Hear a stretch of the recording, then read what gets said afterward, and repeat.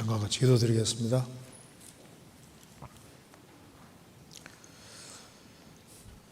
자비로우신 우리 아버지 하나님, 주 예수 그리스도를 보내주시고 예수 그리스도의 그 보배로운 피로 우리 죄값을 영원히 지불해 주시고 저희들의 죄를 영원히 속해 주신 것을 진심으로 감사드립니다. 주님 피로 구속함을 얻은 저희들, 주님의 은혜와 사랑을 생각하며 항상 감사하는 마음으로 행할 수 있도록 도와주시고 주님께 영광 돌리는 삶을 살 수 있도록 도와주옵소서. 이 시간 주 성령께서 함께 해주시고 우리의 마음을 열어주시고 저희들이 주 안에서 어떻게 행할 것을 생각하고 알 수 있도록 도와주옵소서. 머지않아 주님 앞에서는 그날 칭찬과 영광과 존귀를 얻을 수 있도록 저희 삶을 다스려 주옵소서. 또 국내와 해외 주의 복음이 더욱 활발하게 증거될 수 있도록 역사해 주시고 주 안에 신실한 일꾼들을 더 많이 일으켜 세워주셔서 주님의 나라와 영광을 위해 살고 또 주님 소원대로 전 세계 주의 복음을 더욱 힘있게 증거하도록 역사해 주옵소서. 이곳에 참석하지 못한 형제자매들도 어디 있든지 주님이 지켜주시고 도와주옵소서. 우리 구주 예수 그리스도 이름으로 기도하옵나이다. 아멘. 예, 성경 레위기 21장 찾겠습니다. 레위기 21장 16절입니다. 21장 16절.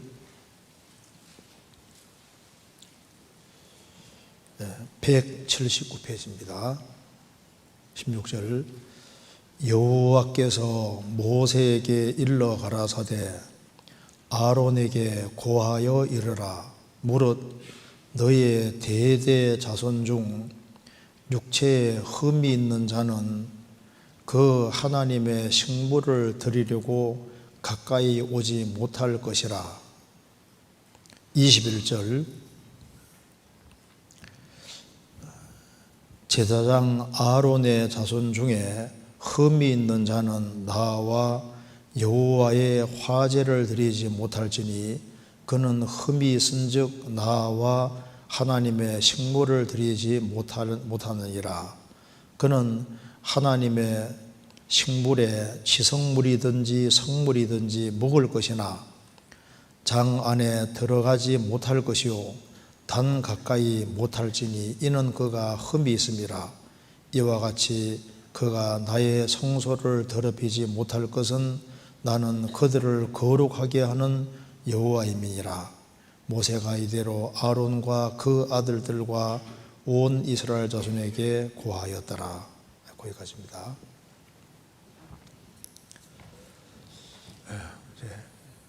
시작한 것이 어제 같은데 벌써 목요일이 됐습니다. 끝나가니까 너무 좋죠. 오래간만에 한 2시간씩 말씀을 배워보는 것 같습니다. 자, 이제 오늘은 이제 그리스도인들이 하나님 앞에서 제사장이라는 것을 좀 알 필요가 있겠습니다.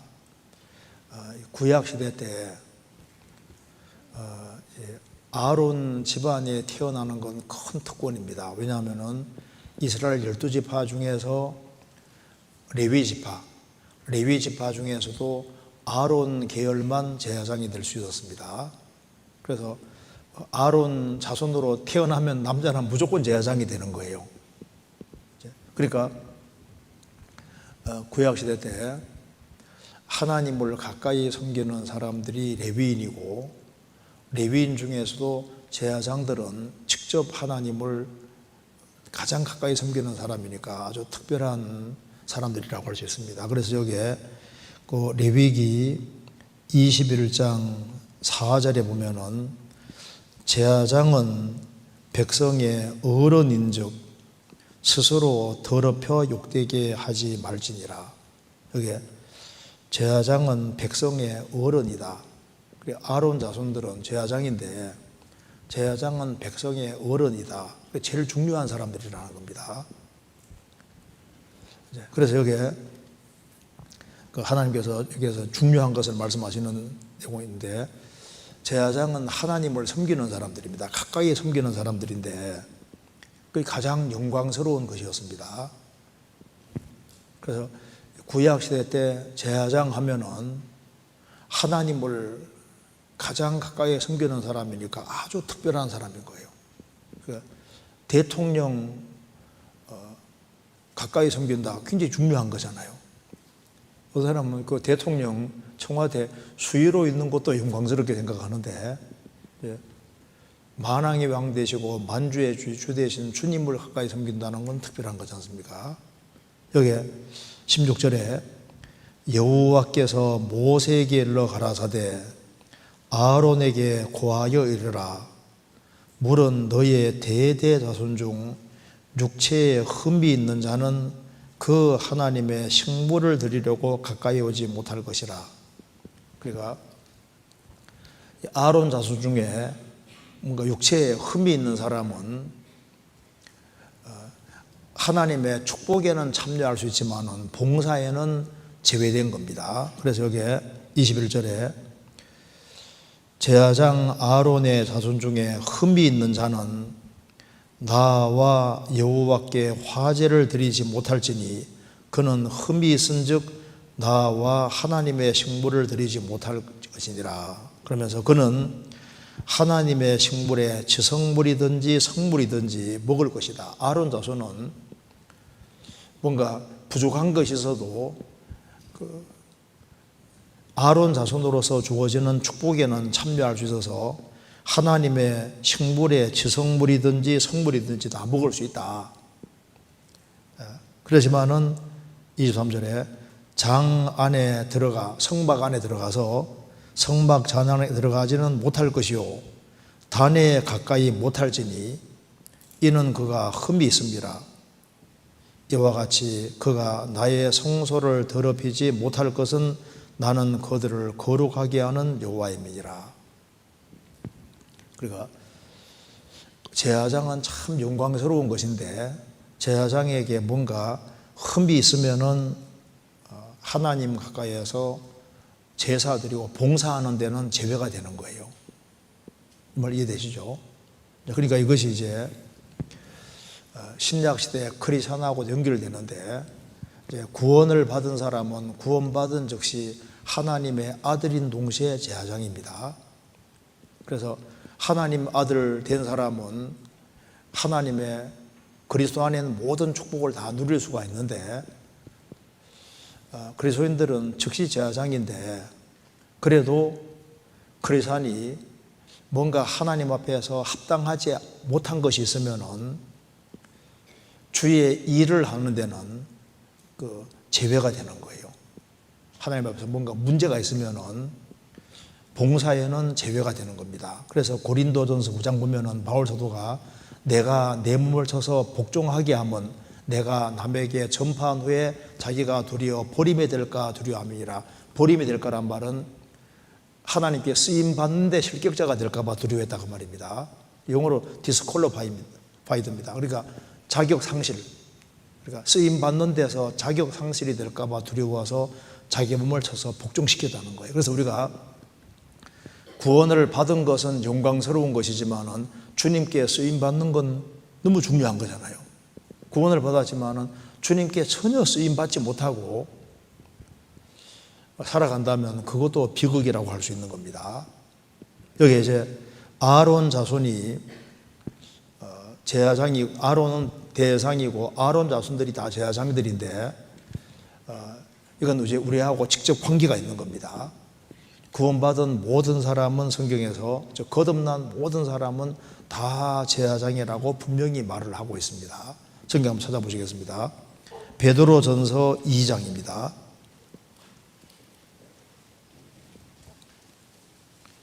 베드로전서 2장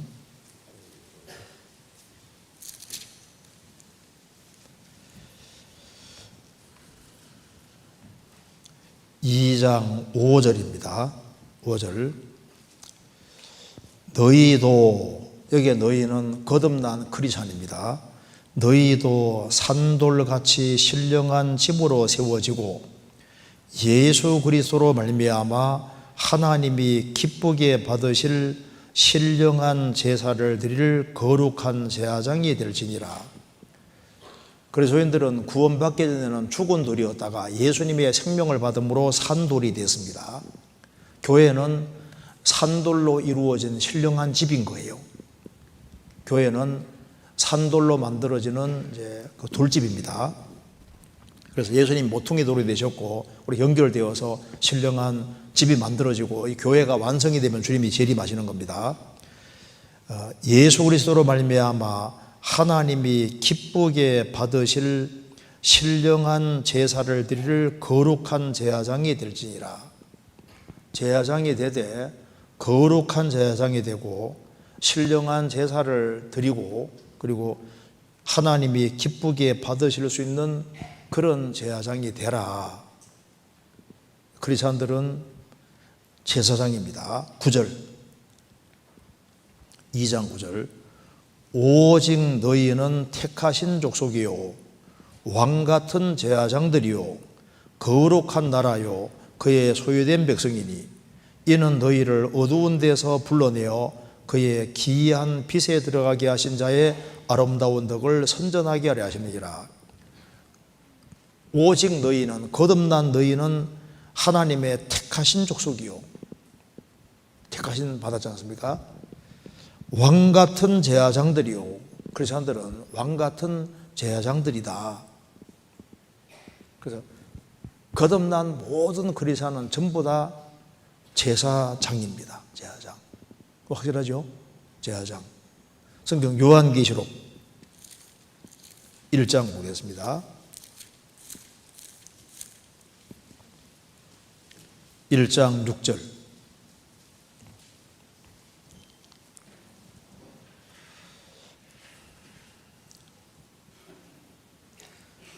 그 아버지 하나님을 위하여 우리를 나라와 제사장으로 삼으신 그에게 영광과 능력이 세세토록 있기를 원하노라. 아멘. 예수님 피로 죄에서 해방된 사람은 하나님 앞에서 제사장이다. 제사장. 요한계시록 5장입니다. 5장 10절 저희로 우리 하나님 앞에서 나라와 제사장을 삼으셨으니 저희가 땅에서 왕노로 다리로다. 크리스찬들은 제사장이고 천년 동안 왕노릇하고 또 영원한 천국에서 세세토록 왕노릇 할 사람입니다. 크리스찬들은 왕인 동시에 제사장이에요. 제사장. 그러니까 이걸 봅시다. 여기 이제 구약시대 때는 하나님이 계시고 여기 대제사장이 있고 그 다음에 이제 그 아론의 아들들이 제사장이었습니다.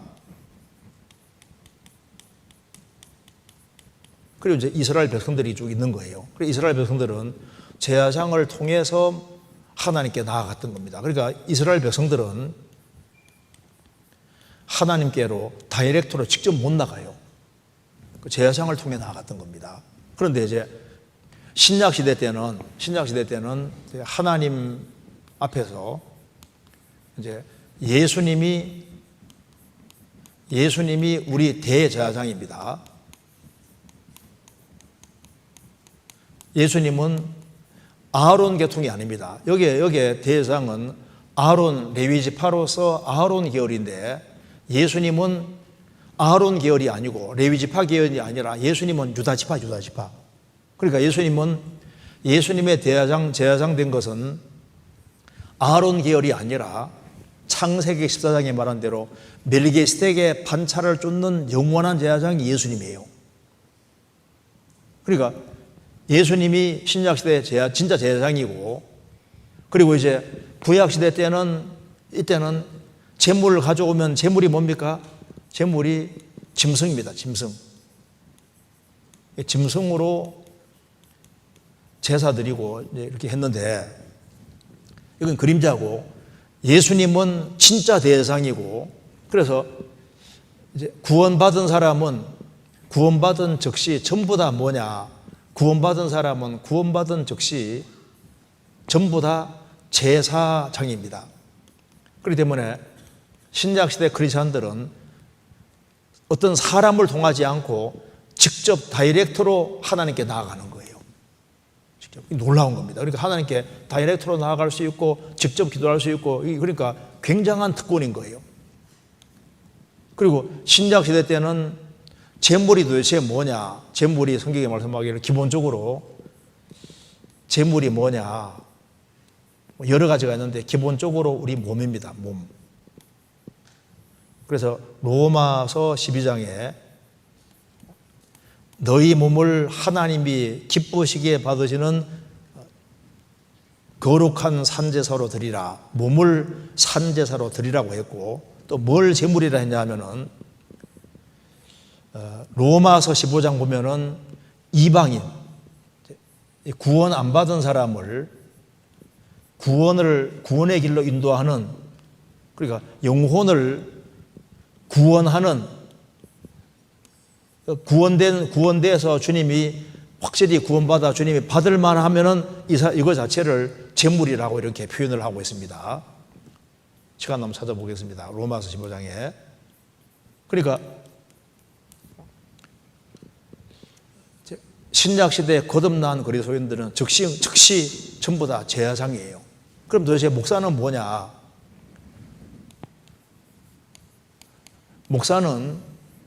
목회자는 여기 하나님과 그리스도인들을 중간 역할하는 매개자가 아닙니다. 성경에서 왜 일꾼들을 왜 두시냐 하면은 구원을 받지 아니한 사람을 주님 품으로 인도하고 구원받은 사람이 직접 하나님께 나아갈 수 있도록 옆에서 돕는 자지, 이게 목회자를 통해서 하나님께 나아가는 게 아니다 그 말입니다. 아세요? 우리는 직접 하나님께 나아가는 사람, 직접 구원받은 모든 사람은 제사장인 거예요. 제사장. 자, 그래서 이게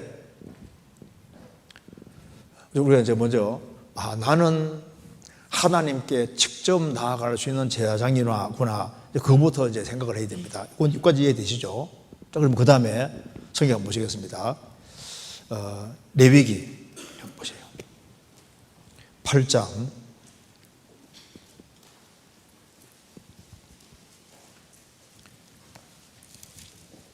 레위기 8장 22절 보겠습니다. 이제 아론의 아들들이 정식으로 제사장이 되게 할 때 이렇게 했습니다. 22절.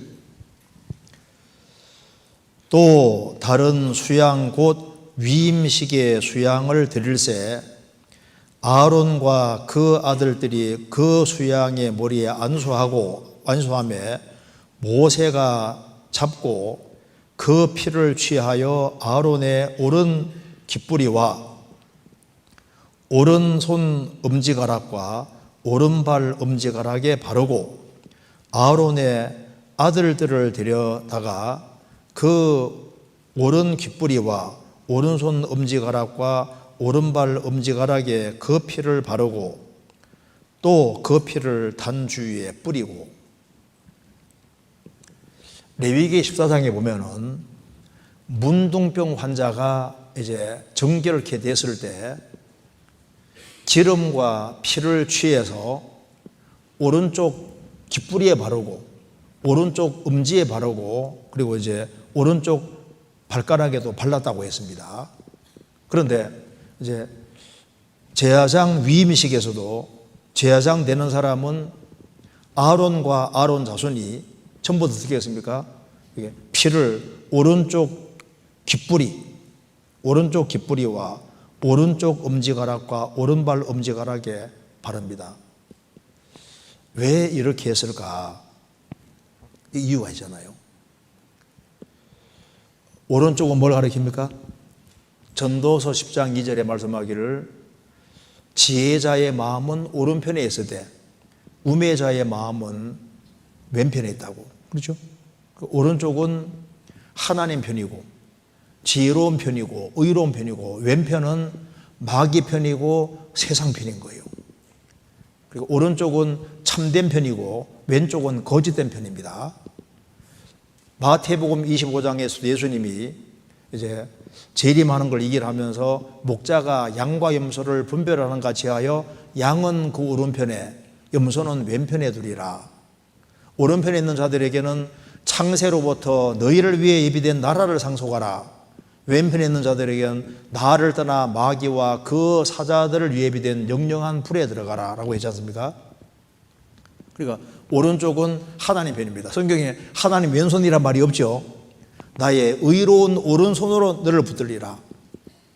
예수님도 하나님 보좌, 위엄의 보좌 우편에 앉으셨다. 항상 우편이라고. 우편이 의로운 편이고 정의로운 편이고 하나님 편이다 그 말입니다.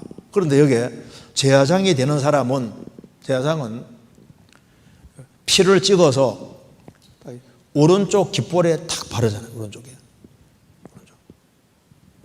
요한복음 21장에서도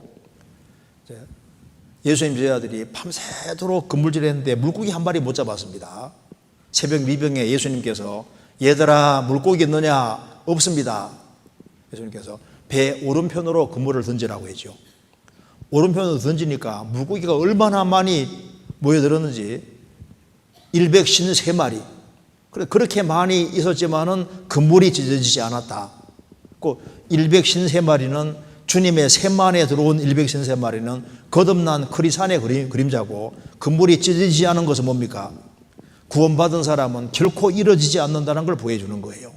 어쨌든 오른편은 의로운 편이고 하나님 편인데 오른쪽 깃불에 딱 발랐다고 말입니다. 그러니까 무슨 말입니까? 오른쪽 여기 왜 바를까요? 제사장은 뭘 해야 될 사람이냐? 하나님이 말씀하시는 음성, 오른쪽에서 나오는 말씀을 열심히 들어야 된다는 걸 말하는 거예요. 그래서 우리가 주님 앞에서 쓰임받는 제사장이 되기 위해서는 어떻게 해야 되느냐? 오른쪽을 구별시켜서 오른쪽으로 되어지는 이야기를 많이 듣고 소리를 들어야 되는데, 그래서 하나님의 음성을 듣고 하나님이 말씀하시는 걸 듣고 하나님 말씀을 귀담아 열심히 들어야 될 걸 말씀하는 겁니다. 그런데 우리 시대 보세요. 요한계시록 16장에 개구리 같은 새의 더러운 영이라는 말씀대로 개구리 시끄럽죠. 우리 시대 너무 시끄러워요. 시끄러운 소리가 너무 많아서 왼쪽에 속하는 이야기가 너무너무 많습니다. 그러니까 쓸데없는 이야기들이 너무 많고 듣지 말아야 될 얘기들이 너무 많이 있는 거예요.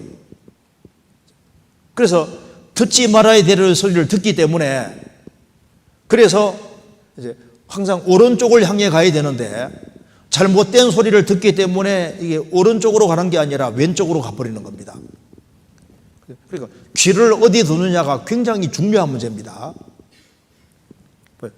세상 이야기를 많이 들으면 어떻게 됩니까? 마음과 생각이 세상 쪽으로 가니까 손과 발이 세상으로 가게 돼 있는 거예요. 제가 한번 민방위 훈련 갔다가 돌아오는 길에 책을 이제 100원 주고 판다는 거예요. 그래서 이제 야 100원 주고 팔아? 그러면 내가 이제 이거 형제 만났다 싶어가지고 기다리는데 뜻만 들이고 안 주는 거예요. 나중에 100원 주고 판다고 하는데 100원 주면서 그 다음에 있지 않습니까? 뭐 걸고 넘어지는 게 많아가지고 돈을 많이 내게 돼 있더라고. 결국은 안 샀는데요.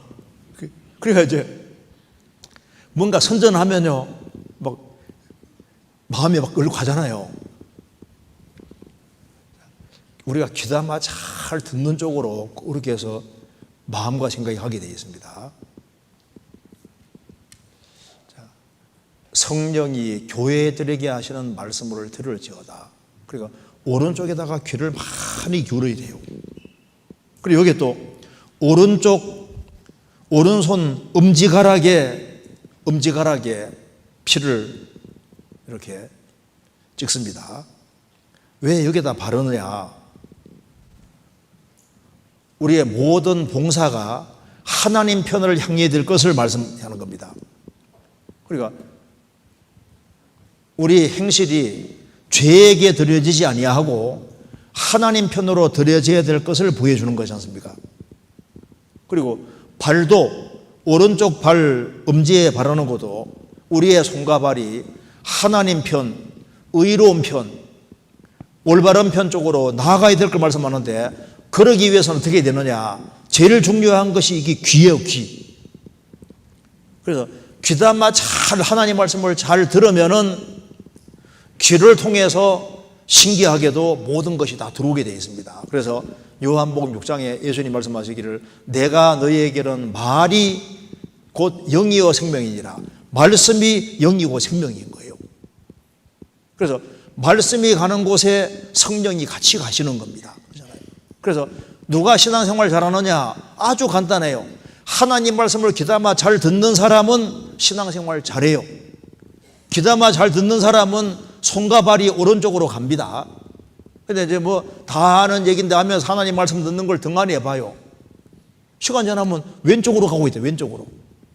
마귀 조언을 시키는 쪽으로 가는 거예요. 성경 창세기 35장입니다.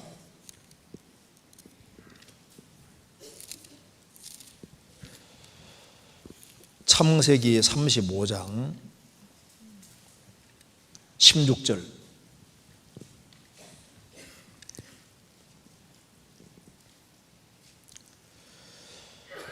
그들이 베델에서 발행하여 에브라스에 이르기까지 얼마 길을 격한 곳에서 라헬이 임산하여 심히 신고하더니 그가 난산할 즈음에 산파가 그에게 이르되 두려워 말라 지금 그대가 또 등남하느니라 하매 그가 죽기에 임하여 그 혼이 떠나려 할 때 아들의 이름은 베논이라 불렀으나 그 아비가 그를 베냐민이라 불렀더라. 여기 야곱의 아내 사랑하는 라헬이 아이를 배웠는데 이제 아기를 낳게 된 거예요. 그런데 아기가 빨리 안 나와요. 난산 너무너무 고통하는 속에서 이제 아기를 낳는데 이제 아기를 막 낳으면서 죽는 거예요. 그때 보면은 그 혼이 떠나려 할 때 이래 되죠. 영혼이 떠나려 할 때 영혼이 분명히 있습니다. 죽음은 뭡니까? 죽음은 영육이 분리되는 게 죽음이에요. 그래서 야고보서 2장에 영혼 없는 몸이 죽은 것 같이 영혼 있는 몸은 살아있고 영혼 없는 몸이 죽은 겁니다. 영혼이 빠져나가는 게 죽음이에요. 그래서 여기 그 혼이 떠나려 할 때 주님 앞에 가는 겁니다. 떠나려 할 때 그 아들의 이름을 뭐로 지었냐 하면은 베논이 이번 밑에 뭐라 했습니까? 슬픔의 아들 이렇게 이름을 지은 거예요. 그러니까 난산하는데 아기가 빨리 태어나지 않았던 것 같습니다. 막 시간을 질질 끌면서 어머니를 고생을 얼마나 시키는지요. 그래서 막 고통과 고통을 씨름하는 중에 고통하는 속에서 이제 어머니가 죽습니다. 제가 이거 보면서 왜 라헬이 아기 낳을 때 이렇게 고통을 하면서 아기를 낳으면 죽을까? 이게 이제 꼭 연결되는 것은 아닐 수도 있는데 조금은 연결될 수 있는데 야곱이 처가살이 20년 됐잖아요. 근데 이제 야곱이 빠져나올 때 아버지의 라헬이 아버지의 드라빔을 훔쳤잖아요. 그리고 밑에 감추었습니다. 야곱이 말했습니다. 우리 중에 누구에게든지 발견되는 사람은 저주받고 벌받을 겁니다. 그랬잖아요. 근데 이 라헬이 요걸 드라빔을 계속 가지고 다녔던 것 같아요. 어쨌든 간에 이렇게 난산하고 죽을 때는 일종의 징계도 포함되어 있을 겁니다. 하여튼 간에 어쨌든 간에 이게 라헬은 막 이게 베냐민 낳으면서 정말 상상도 못하는 고통을 치르는 속에서 죽으면서 아들 이름을 베논이다, 슬픔의 아들이다 이렇게 이제 이름을 지었습니다. 짓고 죽잖아요. 그런데 아버지는 그를 베냐민이라 불렀더라. 오른손의 아들이라 이렇게 불렀습니다. 그 어머니가 그 중한 고통을 받으면서 그 죽음으로써, 엄마가 죽음으로써 아들이 태어났으니 이 아들은 슬픔의 아들이 아니라 오른손의 아들, 하나님의 손에 붙잡힌 정말 귀하게 쓰임받는 아들이 되기를 소원해서 엄마의 죽음으로 얻은 생명이기 때문에 너는 오른손의 아들, 하나님의 오른손에 붙잡힌 그런 귀한 자녀가 되라고 이름을 베냐민이라고 딱 불렀던 거예요. 그래서 오른편은 의로운 편입니다. 그래서 여기에 제사장들은 오른쪽 깃불, 요게 깃불 여기에 바르고 오른쪽 여기에다가 피를 바르고 오른쪽 음지에 피를 바르지 않습니까? 너희들은 오른쪽으로 구별된 사람이다 그 말입니다. 오른쪽으로. 그러면 이제 제사장은 하나님께 제사를 드리는 사람인데 이제 제사 드릴 때 성경에서 제일 아주 근본적이고 중요한 제사가 감사제입니다. 감사. 성경 시편 50편 보겠습니다. 시편 50편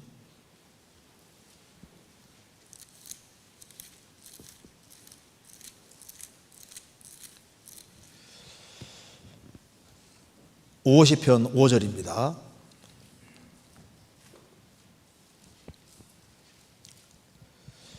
(50편) 5절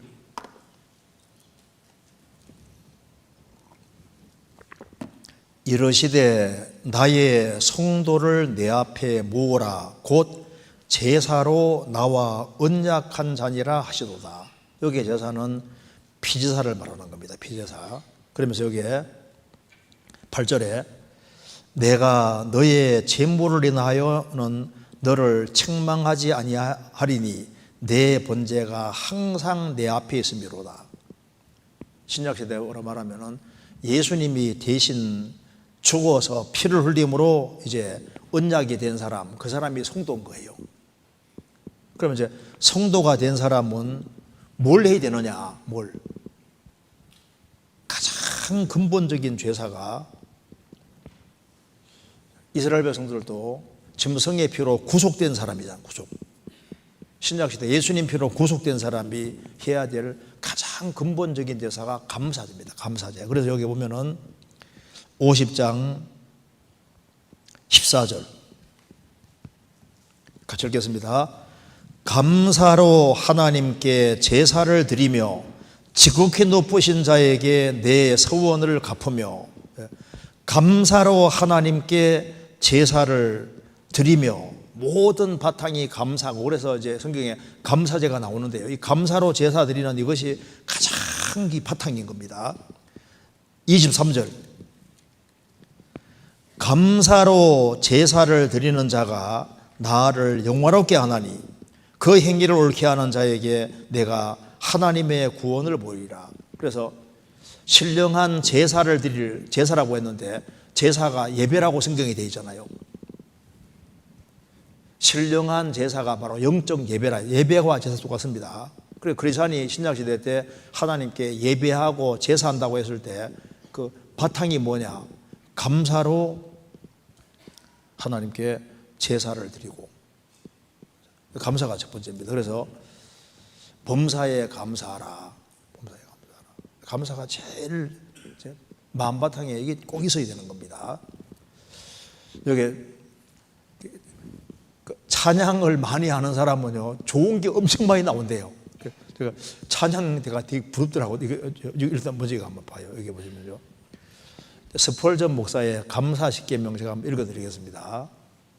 감사 십계명. 첫째, 생각이 곧 감사입니다.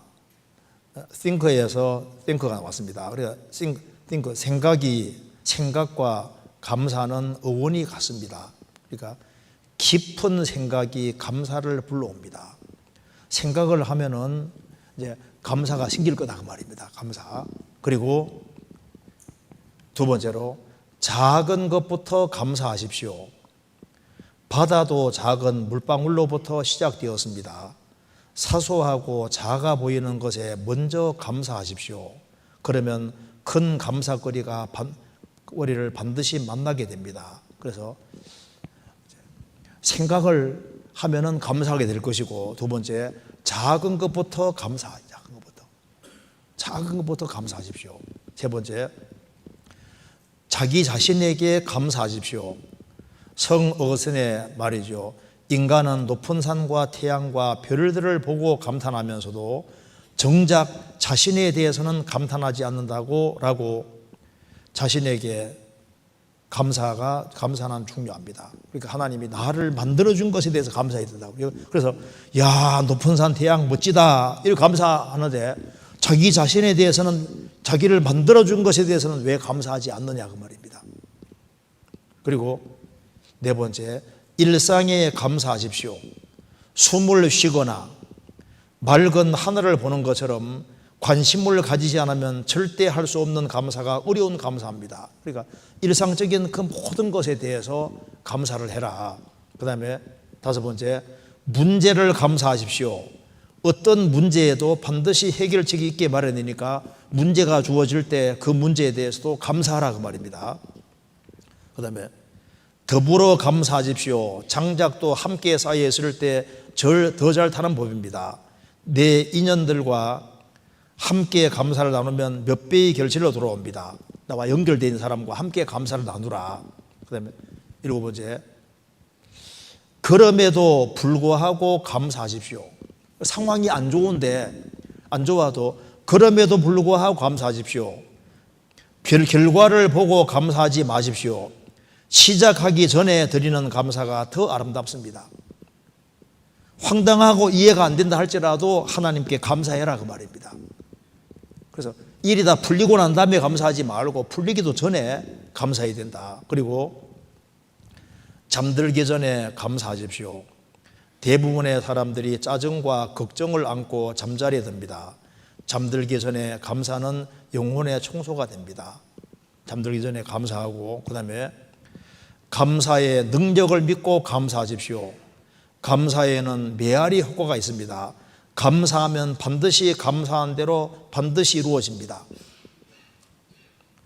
감사하는 데는 분명히 능력이 있다 그 말입니다. 범사에 감사를 하나님 명령이잖아요. 반드시 대가가 들어오게 되어 있다는 겁니다. 그리고 모든 것에 감사하십시오. 당신의 삶에서 은혜와 감사가 아닌 것은 단 한 가지도 없습니다. 자, 그래서 제가 비디오 한번 잠깐 보여드리겠습니다. 여기 한번 보시면요. 여기 한번 들어봅시다. 하나님께 감사만 할 때, 미국의 실업가 중에 스탠리 텐이라는 박사가 있습니다. 그는 회사를 크게 세우고 돈을 많이 벌어서 유명하게 되었는데 1976년에 갑자기 병이 들었습니다. 척추암 3기라는 진단을 받았습니다. 당시 척추암은 수술로도 약물로도 고치기 힘든 병이었습니다. 이 사실이 알려지자 사람들은 그가 절망 가운데 곧 죽을 것이라고 생각하였는데 몇 달 후에 그가 병상에서 자리를 툭툭 털고 일어나 다시 출근했습니다. 사람들은 깜짝 놀라서 아니 어떻게 병이 낫게 된 것입니까? 하고 물었습니다. 그러자 스탠리 텐은 네, 전 하나님 앞에 감사만 했습니다. 그랬더니 병이 다 나았습니다. 하고 대답하였습니다. 전 이렇게 기도했습니다. 하나님, 병들게 된 것도 감사합니다. 병들어 죽게 되어도 감사합니다. 하나님, 저는 죽음 앞에서 하나님께 감사할 것밖에 없습니다. 살려주시면 살고 죽으라면 죽겠습니다. 하나님, 무조건 감사합니다. 매 순간마다 감사하고 감사했더니 암세포는 없어졌고 건강을 되찾게 되었습니다. 그가 다시 회복하게 된 것은 감사 때문이었습니다. 요즘 미국의 정신병원에서는 우울증 환자들을 치료하기 위해서 약물 치료보다는 소위 감사치유법을 더 많이 사용한다고 합니다. 환자들로 하여금 자신의 삶에서 감사한 일들은 무엇일까를 찾아내게 하고 감사를 회복하도록 돕는 것입니다. 그런데 놀랍게도 약물 치료보다도 이 감사치유법이 훨씬 더 효과가 탁월하다는 것입니다. 이 감사치료법은 단지 정신과적인 치료에만 효과가 있는 것이 아니라 스탠리 텐의 경우와 같이 육체의 질병에도 대단한 효과가 있다고 합니다. 일본 해군 장교인 가와가미 기이즈 씨는 2차 세계대전이 끝난 후 고향에 돌아오고 나서 하루하루 사는 것이 짜증이 났고 불평불만이 쌓여져 갔습니다. 결국 그는 전신이 굳어져 조금도 움직일 수 없는 불치병에 걸리고 말았습니다. 그때 그는 정신치료가인 후찌다 씨를 만나게 되었습니다. 후찌다 씨는 그에게 매일 밤 감사합니다 라는 말을 10,000번씩 하세요 라고 처방했습니다. 기이즈 씨는 자리에 누운 채로 매일 밤 계속해서 감사합니다 라는 말만 계속했습니다. 매일 감사합니다를 했기 때문에 감사가 몸에 배어 있게 되었습니다. 어느 날 아들이 2개의 감을 사와서 아버지 감을 잡수세요 라고 말했는데 그때 아들에게 감사합니다라고 말하면서 손을 내밀었는데 신기하게도 손이 움직였고 차츰 뻣뻣하게 굳어져 있었던 목도 움직여지게 되었습니다. 말로만 하던 감사가 실제 감사가 되었고 불치병도 깨끗이 낫게 한 것입니다. 사람의 병은 대부분 스트레스에서 옵니다. 스트레스의 원인은 마음의 상처와 부정적인 생각입니다. 그래서 감사의 마음을 가지면 모든 스트레스와 병을 이길 수 있습니다.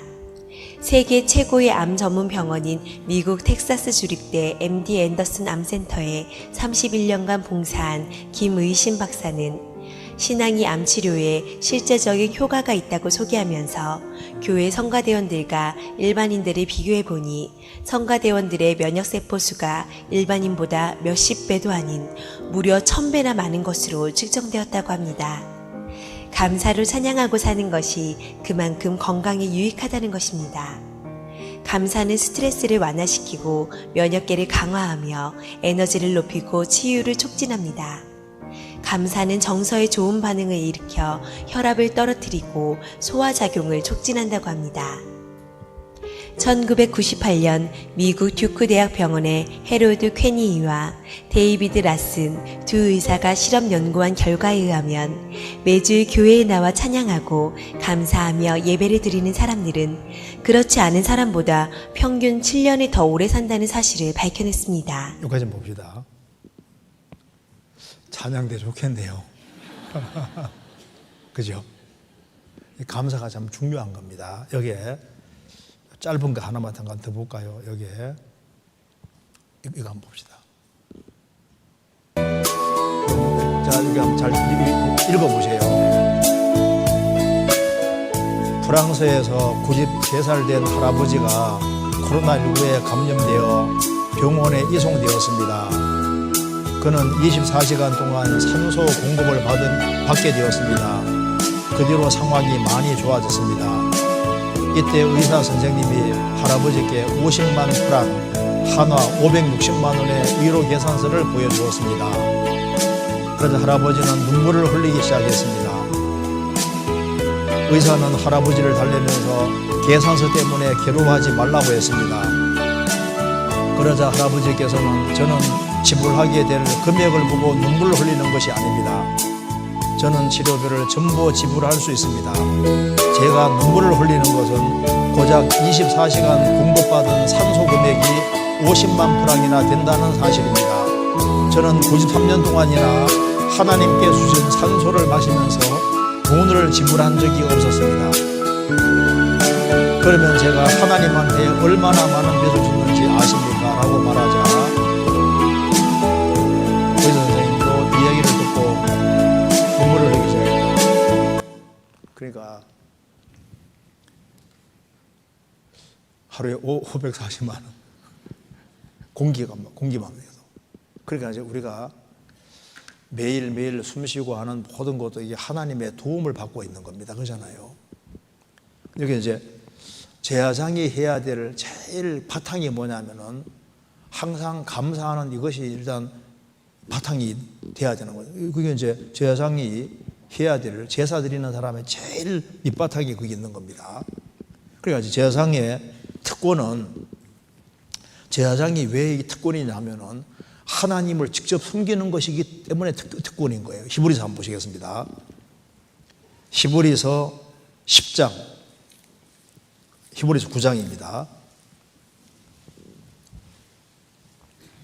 9장 13절.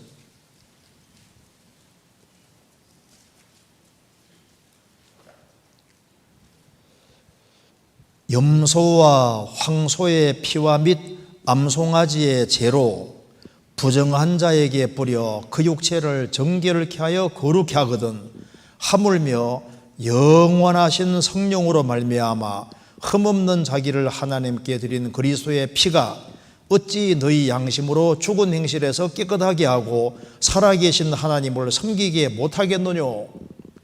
구약시대 때는 짐승의 피를 의지해서도 하나님을 섬겼고, 그리고 짐승을 수시로 죽이기가 어려우니까 암송아지를 죽여서 태우면 죄가 나옵니다. 그걸 딱 모아놨다가 이제 부정해질 때마다 그걸 물에 타서, 죄를 물에 타서 뿌려 깨끗하게 해서 하나님 섬기겠다면은, 구약시대 때 짐승의 피를 의지해서도 하나님 섬기겠다면은 영원하신 성령으로 말미암아 흠없는 자기를 하나님께 드린 그리스도의 피가 어찌 너희 양심으로 죽은 냉실에서 깨끗하게 하고 살아계신 하나님을 섬기게 못하겠느뇨. 하나님을 섬기게 할 수 있다 그 말입니다.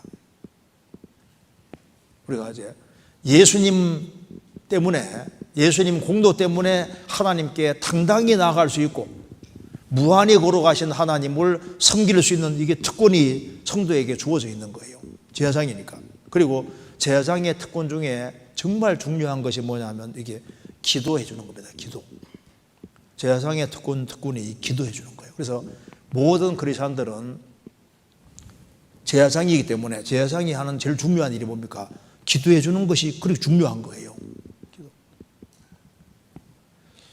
하나님께서 아브라함을 생각하사 롯을 소돔에서 끄집어냈다고 되어 있잖아요. 그러니까 아브라함이 롯을 위해서 계속 기도했던 겁니다. 우리가 사람을 도와주는 방법이 여러 가지가 있는데 그 중에 대표적인 것이 이제 우리는 제사장이기 때문에 부모가 거듭난 부모는 자녀를 위해서 기도할 수 있는 특권이 있고, 그래서 제사장이 실제로 기도하면은 그게 축복이 실제로 가는 거예요. 우리 성도는 기도할 수 있는 특권이 주어져 있습니다. 성경 고린도서 1장 보겠습니다.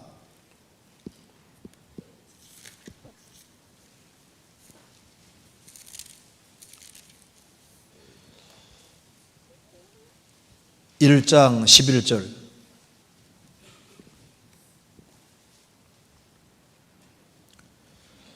너희도 우리를 위하여 간구함으로 두으라. 이는 우리가 많은 사람의 기도로 얻은 은사를 인하여 많은 사람도 우리를 위하여 감사하게 함이니라. 너희도 우리를 위하여 간절히 기도함으로 두으라. 이는 우리가 많은 사람의 기도로 얻은 은사를 인하여 많은 사람도 우리를 위하여 감사하게 함이니라. 그래서 우리가 이제 앞장서서 일하는 사람을 위해서 기도해 주면은 그 기도가 위로 올라가서 역사 나타냅니다. 그래서 우리 지역교회도 전도가 안 되는 지역이 있잖아요. 그 목회자가 가서 우리가 시간 내서 같이 기도합시다 하고 같이 모여서 같이 기도하고 시간 정해서 기도하고 실제로 기도하고 이렇게 하면요, 집회할 때 예상치도 못한 사람들이 오는 거예요. 그래서 구원을 받아도 제대로 탁 받고, 그러니까 이제 기도하는 것이 도와주는 겁니다. 그래서요, 부모가 자녀를 위해서 계속 기도하면은 그 기도가 쌓여요. 쌓여서 역사 나타냅니다. 그리고 구원받지 아니한 누구를 위해서 계속 기도하고 있으면요, 그게 그 기도 통해서 일하시는 게 틀림없는 거예요. 그래서 이런 얘기가 있습니다. 사탄은 우리가 말하는 말을 비웃는다. 사탄은 우리가 수고하는 수고를 비웃는다. 그렇지만은 사탄은 우리가 기도할 때 제일 벌벌 떤다. 기도할 때는 벌벌 떤다 그 말입니다. 왜? 하나님의 도움을 구하는 거니까 마귀가 벌벌 떤다 그 말입니다. 그 제사장은 하나님을 섬길 수 있고 그 제사장이 잘하면은 주변 사람들에게 축복을 전해주는 통로가 되는 거니까 그 중보 기도할 수 있는 그런 특권이 성도의 그 제사장에게 있는 거예요. 그래서 제사장들은 백성의 어른이기 때문에 세상의 빛과 소금 역할을 하기 때문에 딱 기준이 되는 겁니다. 아주 오래전에 오클라호마 주에서 이제 그 쇼니라는 지역에 사는 장난꾸러기 아이들이 이제 고가도로 진임도에서 우선 멈춤 표지판을 떼버려서 800m 떨어진 곳에 갖다 버렸습니다. 그래서 네 명을 태운 차가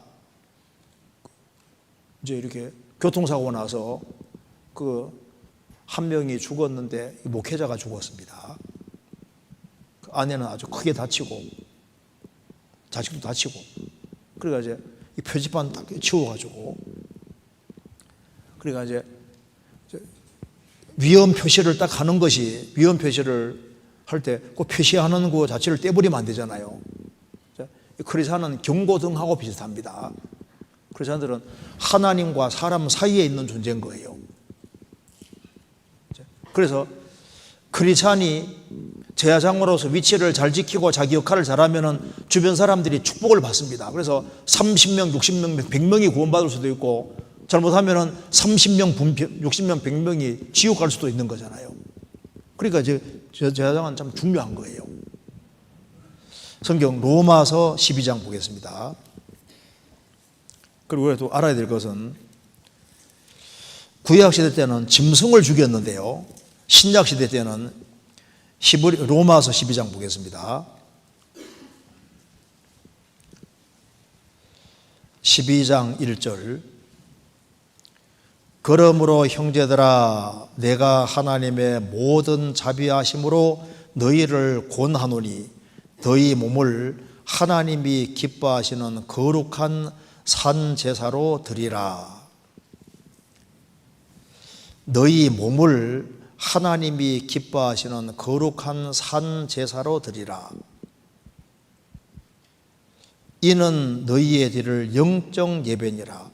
산 제사가 영적 예배입니다. 그러니까 제사와 예배는 똑같은 말입니다. 너희는 이 세대를 본받지 말고 오직 마음을 새롭게 함으로 변화를 받아 하나님의 선하시고 기뻐하시고 온전하신 뜻이 무엇인지 분별하도록 하라. 그럼 여기에 구약시대 때는 하나님께 제사 드릴 때 짐승을 잡아 바치자, 짐승을 계속 죽였습니다. 짐승을 죽이는 것이 이게 제사잖아요. 신약시대 때는 제물이 도대체 뭐냐, 짐승이 아니라 우리 몸이 제물이라고 말씀했습니다. 우리 몸으로 제사를 드려요. 우리 몸으로. 그럼 몸으로 어떻게 제사를 드리느냐? 2절에 너희는 이 세대를 본받지 말고, 지금 여기 이방 풍속들, 이 세상 사람들을 본받지 말고, 이건 능동입니다. 내가 본받지 않으려고 노력해야 되는 거예요. 세상 사람처럼 안 닮아가려고 노력해야 되는 겁니다. 이 세대를 본받지 말고, 능동이잖아요. 내가 스스로 노력해야 되는 거라. 그리고 오직 마음을 새롭게 함으로 변화를 받아, 그건 수동이잖아요. 근데 내적으로 이 새롭게 되는 것은 성령이 역사로 되는 겁니다. 그래서 하나님의 선하시고 기뻐하시고 온전한 뜻이 무엇인지 분별하도록 하라. 그래서 이 세상을 본받지 않으려고 하는 사람에게 하나님께서 그 마음을 새롭게 해주시고, 마음의 변화를 주시고, 지성의 변화를 주시고, 여기에 마음이 마인드입니다. 생각과 지성에 이게 변화를 주셔서, 그래서 이제 이 마음과 생각 속에다가 하나님이 지혜를 주시고 하나님의 뜻이 뭔지를 보여주는 거예요. 그래서 하나님의 뜻을 보여주시면은 그 하나님의 뜻이 분명한 뜻 앞에 자신들을 딱 꺾어버리는 것이 그게 뭡니까? 그게 제사인 거예요. 예수님이 내 뜻대로 마옵시고 아버지 뜻대로 하옵소서, 그게 제사잖아요. 예수님 분도 육신 가지고 있으니 육신은 죽기를 원치 않지만은 죽는 게 아버지 뜻이니까 하나님의 그 뜻 앞에 자기를 꺾고 굴복시키는 것이 제사다, 그 말입니다. 그래서 제사는 죽이는 거예요. 성경 한번 찾아보시겠습니다. 골로새서 3장입니다.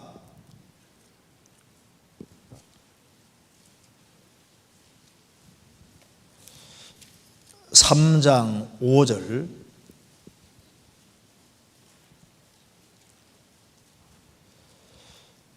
그러므로 땅에 있는 지체를 죽이라. 곧 음란과 부정과 사욕과 악한 종족과 탐심이니 탐심은 우상숭배니라. 이것들을 인하여 하나님의 진노가 임하느니라. 여기 어떻게 하는 것이 제사 드리느냐? 땅에 있는 지체를 죽이라. 그래서 하나님 말씀 앞에 자기를 딱 굴복시키고 꺾는 것이 그게 죽이는 것이 제사인 거예요. 너희 몸을 산제사로 드리라. 그래서 하나님 뜻이 분명할 때 뜻 앞에 자기를 굴복시키는 것이 그게 제사고, 그 지체를 땅에 있는 지체를 죽이라 그랬죠. 하나님 말씀을 어기려고 하는 것을 딱 꺾어버리는 것이 그게 제사인 겁니다. 로마서 8장 보겠습니다.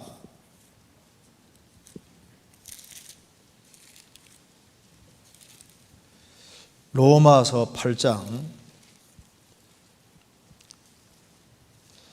13절 12절부터 제가 읽겠습니다. 12절. 그러므로 형제들아 우리가 빚진 자로되 육신에게 져서 육신대로 살 것이 아니라 너희가 육신대로 살면 반드시 죽을 것이로되 영으로서 몸의 행실을 죽이면 살리니 무릇 하나님의 영으로 인도함을 받는 그들은 곧 하나님의 아들이라. 우리는 빚진 자입니다. 주님께 한도 끝도 없는 빚을 진 사람이에요. 우리가 빚진 자로되 육신에게 져서 육신대로 살 것이 아니라 우리 멋대로 살으라고 구원시킨 것이 아니잖아요. 주님이 아주 너무나도 큰 대가를 치르셨습니다. 그래서 너희가 육신대로 살면 반드시 죽을 것이로되 육신대로 살면은 신앙생활이 완전히 죽은 거예요. 성경 디모데전서에도 일락을 좋아하는 이는 살아서나 죽었느니라. 일락을 좋아하는 사람은 살아있지만은 영적으로 살아있지만은 신앙생활은 죽었다 그 말입니다. 육신대로 살면은 반드시 죽을 것이로되 신앙생활 다 죽은 거예요. 나중에는 실제로 그 몸까지 죽이는 경우가 있잖아요. 영으로서 몸의 생실을 죽이면 살리니. 그래서 이게 우리 신앙생활 하는데 이게 장애물이 육신이니까 육신을 꺾어야만 신앙생활이 살고 그리고 새 생명 가운데 행할 수 있는 겁니다. 그래서 무릇 하나님의 영으로 인도함을 받는 그들은 곧 하나님의 아들이라. 고린도전서 15장 31절에 바울 사도가 말했습니다. 나는 날마다 죽노라. 날마다. 누가복음 9장에는 뭐라 했습니까?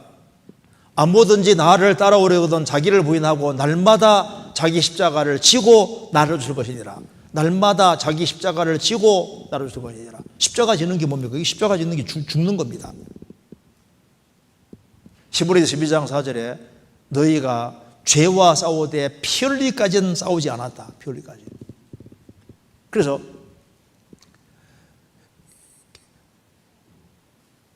우리가 신앙생활 하는 것을 막을 하는 것이 육신이니까 우리가 우리 몸으로 하나님께 영광 돌려야 되는데 우리가 이제 몸으로 주님께 영광 돌리려 할 때 자꾸 육신이 잡아당기잖아요. 잡아당기니까 그걸 과감하게 탁 꺾으라고 말씀하신 겁니다. 그래서 구약시대 때는 짐승으로 제사 드렸는데 신약시대 때는 우리 몸으로 제사를 몸으로. 우리가 이제 믿음으로 살아가는 것도 제사고 성경에 제사에 대한 얘기가 많은데요. 주님과 함께 이제 주님 뒤를 따라가는 것도 제사에 속하는 거고 그리고 이제 우리가 복음 전하는 것도 하나님 볼 때 제사. 그러니까 하나님 말씀에 따라 살아가는 모든 것은 다 제사와 예배가 되는 겁니다. 히브리서 13장입니다. 히브리서 13장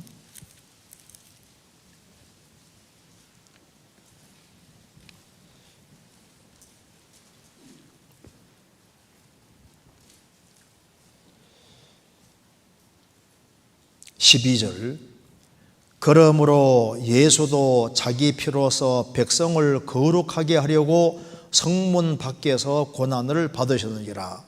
그런즉 우리는 그 능력을 지고 영문 밖으로 그에게 나아가자. 구약시대 때 속죄 제사를 드릴 때는 그 제물을 예루살렘 성문 밖에서 불태워버립니다. 속죄 제사니까. 그것처럼 예수님도 우리의 죄를 짊어지고 우리 죄를 없애기 위해서 예루살렘 성문 밖에서 고난받은 것처럼 우리도 그 능력을 지고 영문 밖으로 그에게 나아가자. 우리도 고난받으러 가자. 주님 뒤를 따르자 그 말입니다. 14절 우리가 여기는 영구한 도성이 없고 오직 장차 올 것을 찾나니 이러므로 우리가 예수로 말미암아 항상 찬미의 제사를 하나님께 드리자. 이는 그 이름을 증거하는 입술의 열매니라. 오직 선을 행함과 서로 나눠주기를 잊지 말라. 이 같은 제사는 하나님이 기뻐하시느니라. 우리가 주님 뒤를 따르고 우리가 주님을 증거하고 그 속에서 핍박을 받고 환난을 당하고 그 속에서 하나님께 찬송 드리면서 묵묵히 고난을 참고 견디면서 기뻐하고 살아가는 모든 것이 제사가 되고 또 선을 행함과 서로 나눠주기 잊지 마라. 이타적으로 살아가는 그 모든 것도 하나님이 기뻐하시는 제사가 된다. 그리고 하나님이 특히 기뻐하는 제사 중에 기뻐하는 제사는 뭐냐? 로마서 15장입니다. 15장 16절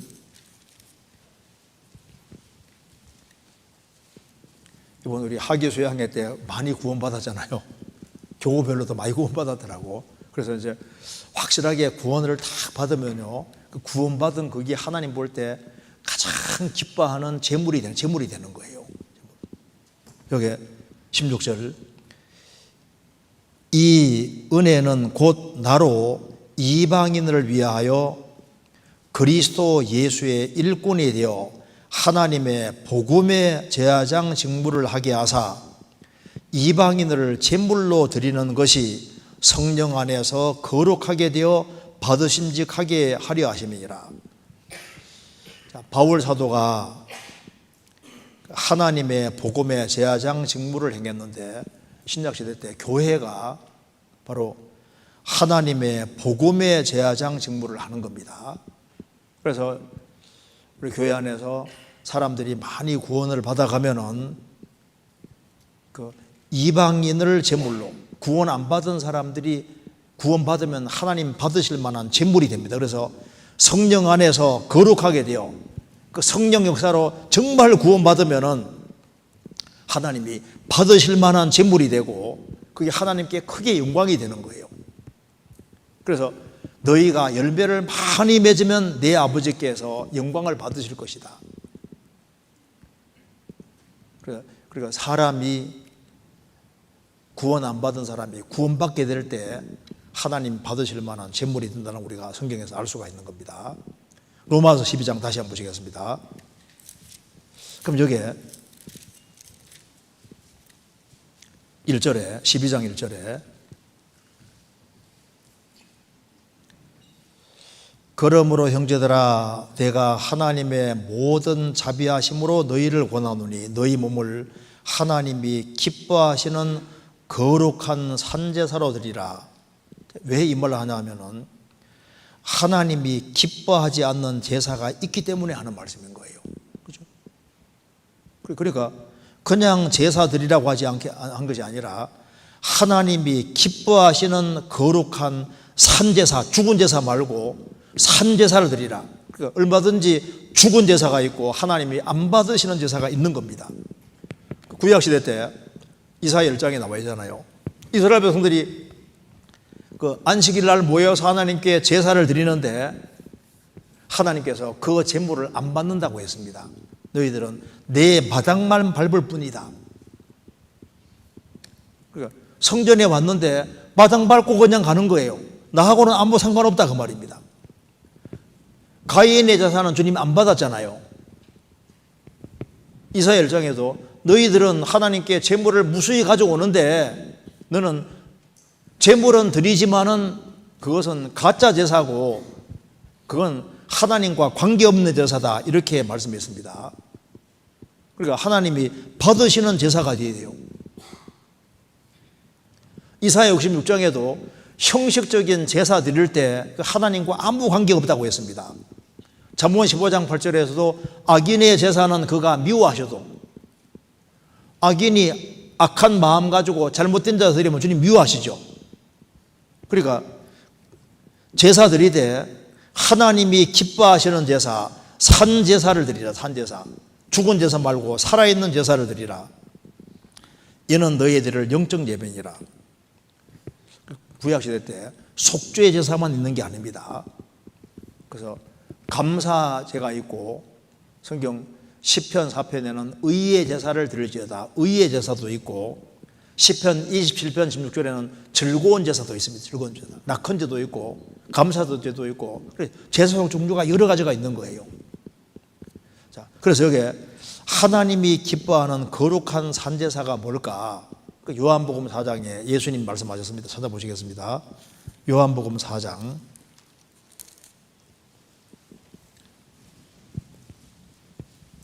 20절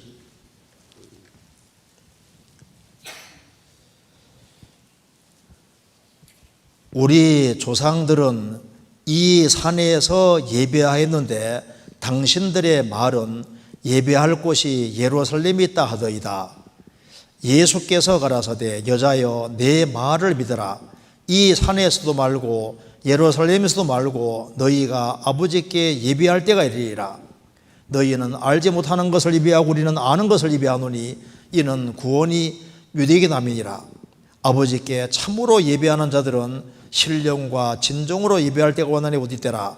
아버지께서는 이렇게 자기에게 예배하는 자들을 찾으시느니라. 그 다음 읽겠습니다.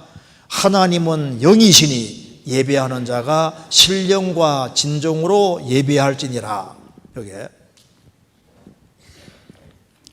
사마리아 여자가 예수님께 물었습니다. 우리 조상들은 그리심산에서 예배했습니다. 그 사마리아 사람들은 그리심산에서 예배했는데 유대인들은 예루살렘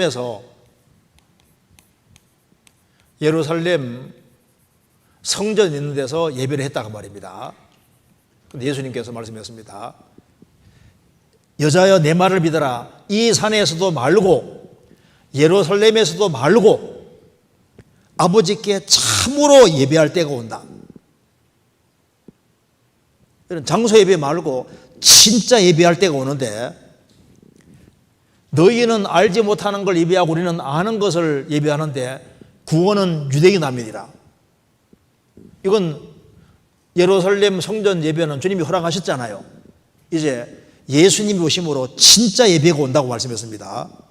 아버지께서는 참으로 예배하는 자들을 찾으시는데 신령과 진정으로 예배할 때가 온다. 그러면서 하나님은 영이시니 예배하는 자가 신령과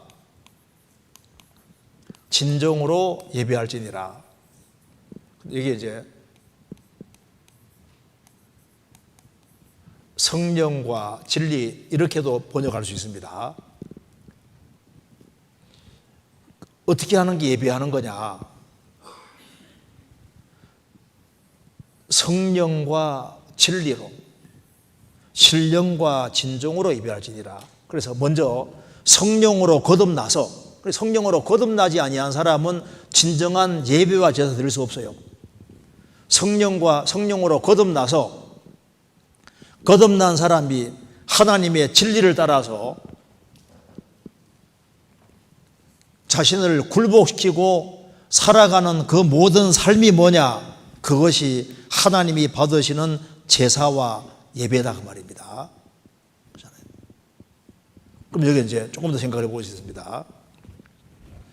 여기 제사를 드리는데 그 제사 예배 똑같은 말입니다. 제사 드리는데 이제 이 바탕에 이런 것들이 있는 속에서 제사와 예배가 이루어져야지 이게 진정한 것이 돼요. 주님이 정말 좋아하는 것은 밑에 이런 것이 있는 속에서 되어질 때 좋아하십니다. 그러니까 이게 감사하는 마음이 있는 속에서 제사가 되고 예배가 될 때 주님이 기뻐하시잖아요. 그러니까 제사 자체 속에 밑에 바탕에 뭐가 필요한 것이 있습니다. 찾아보시겠습니다. 성경 호세아서 보겠습니다. 호세아서 6장 보겠습니다.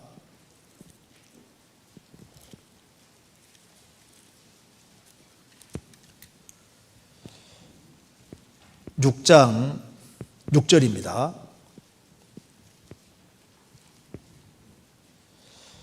나는 6장 6절 나는 인애를 원하고 제사를 원치 아니하며 번제보다 하나님 아는 것을 원하노라. 이스라엘 백성들은 계속 짐승 잡아바치며 제사한다고 하는데 그거보다 더 중요한 것이 뭐냐? 하나님은 인애를 원하고, 인애가 바로 사랑입니다. 사랑을 원하고, 그리고 번제보다 하나님 아는 것을 원하노라. 그러니까 하나님을 알고 정말 하나님을 사랑하고 이웃을 사랑하는 마음을 가진 그 상태에서 하나님께 제사 드려야지 그게 합당한 거다 그 말입니다. 그 다음에 전도서 5장 보겠습니다.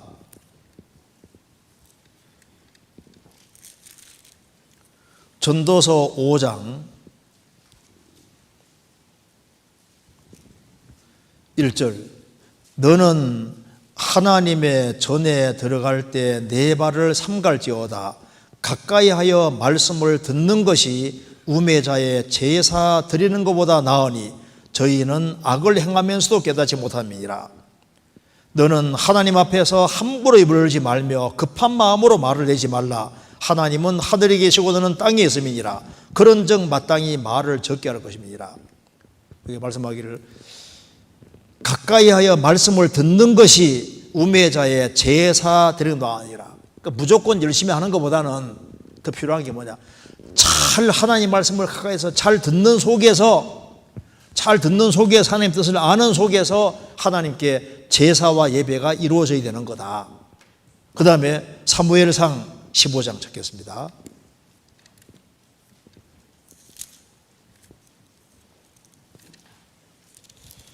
사무엘상 15장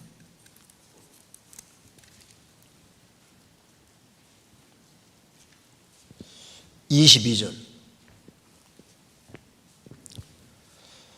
사무엘이 가로되 여호와께서 번제와 다른 제사를 그 목소리에 순종하는 것을 좋아하심같이 좋아하시겠나이까. 순종이 제사보다 낫고 듣는 것이 수양의 기름보다 나으니. 그 무슨 말입니까? 우리가 이제 신앙생활을 하는 것은 하나님께 예배와 제사하는 삶인데 그 바탕에 도대체 뭐가 있어야 되느냐? 가까이 하여 말씀 듣는 게 낫다. 말씀을 듣는 속에서 뭐가 되어져야 되는 거다. 그리고 순종은 제사보다 낫다. 그 순종하는 그 속에서 모든 게 되어져야 되고 하나님을 알고 하나님을 사랑하는 그 모든 속에서 되어져야만 하나님께서 기뻐하신다는 것을 말하고 있는 겁니다. 자, 그런데요. 여기 이제 조금 생각을 해봅시다. 여기에 다시 레위기 한번 보세요. 레위기 21장. 이제 우리는 제사장인데 여기 제사장 직무에서 제외된 사람이 있습니다. 다시 보시겠습니다. 16절에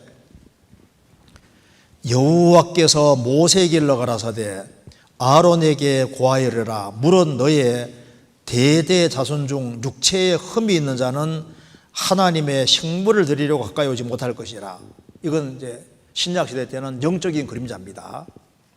육체를 통해서, 이스라엘 육체를 통해서 영적으로 부정한 것이 뭔지를 설명하려고 하는 겁니다. 그래서 제사장이지만은 봉사에서는 하나님을 섬기는 데서는 직접 섬기는 데서는 제외됐고 성막 봉사에서는 제외됐잖아요. 우리가 이제 똑같이 구원받은 제사장인데 하나님 앞에 쓰임 받는 데서 이제 실격자가 될 수 있는 거예요. 그러니까 이런 것을 조심하라고 성경에서 이렇게 기록을 하고 있는 겁니다. 마귀는 우리가 어떻게 하든 간에 하나님께 쓰임받지 못하게 하기 위해 노력을 합니다.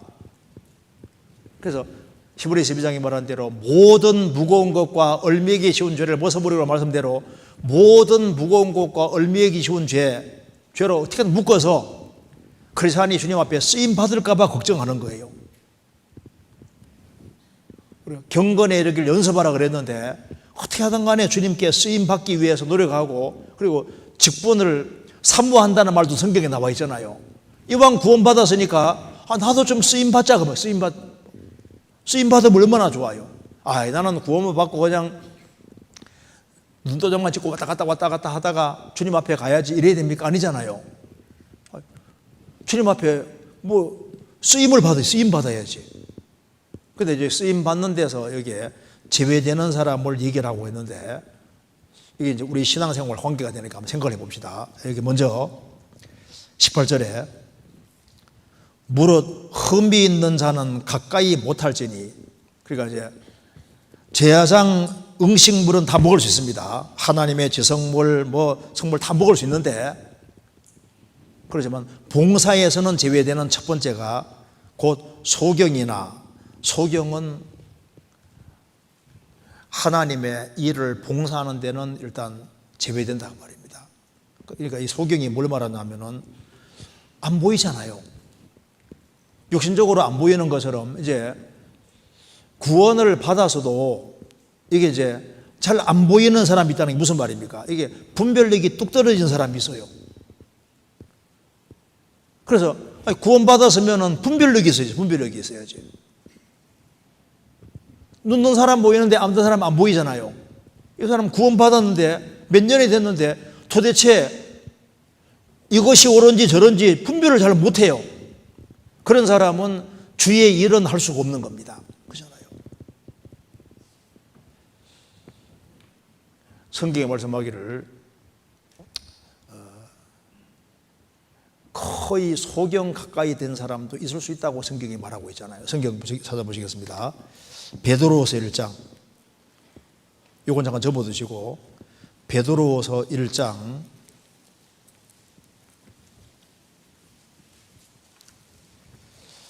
8절,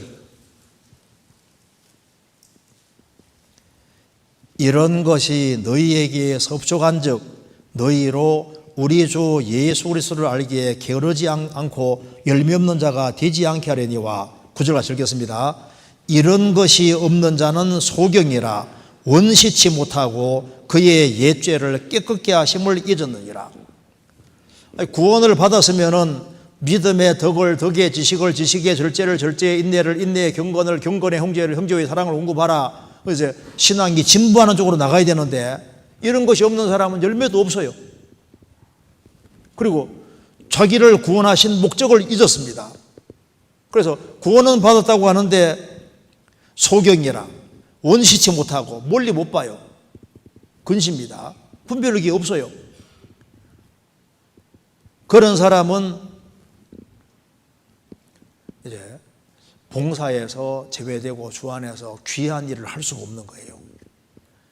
그래서 에베소 1장에 뭐라 했습니까? 우리의 마음 눈을 밝게 살라고 했잖아요. 마음 눈. 영혼의 눈이 환하게 밝아가지고 분별력이 있는 사람이 교회 안에서 일을 할 수 있는 거예요. 그렇죠? 그래서 분별력이 딱 생겨야만 뭐가 중요한지를 알고 주님을 크게 생각하고 주의 일이 보이고 이 교회가 귀한 것이 보이고 주님 안에 쓰임받는 게 얼마나 귀한 것이 보이고 분별력이 있는 이런 사람들이 이제 주의 일을 할 수가 있는 겁니다. 그렇죠? 다시 베드로 여기 레위기 21장 다시 보시겠습니다. 그다음 두 번째로 여기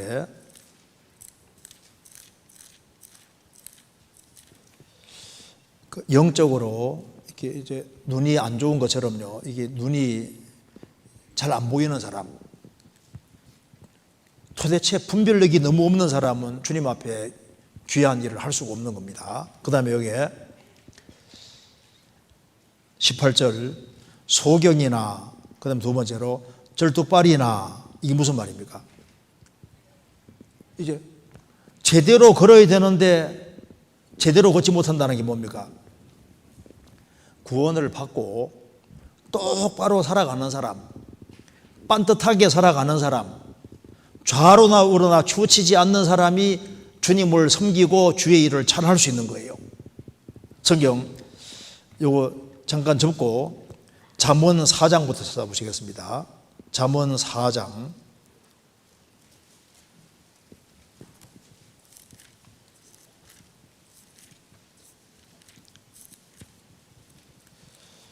4장 26절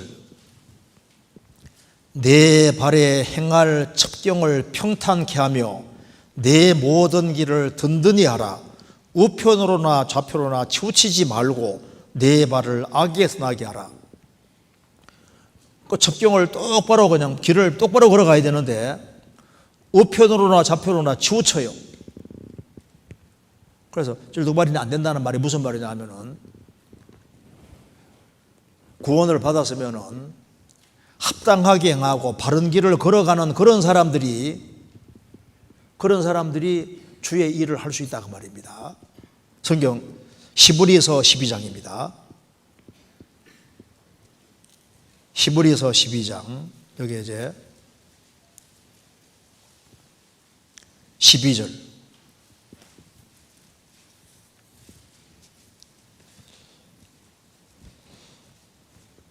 그러므로 피곤한 손과 연약한 무릎을 일으켜 세우고 너희 발을 위하여 곧은 길을 만들어 저는 다리로 하여금 어그러지 않고 고침을 받게 하라.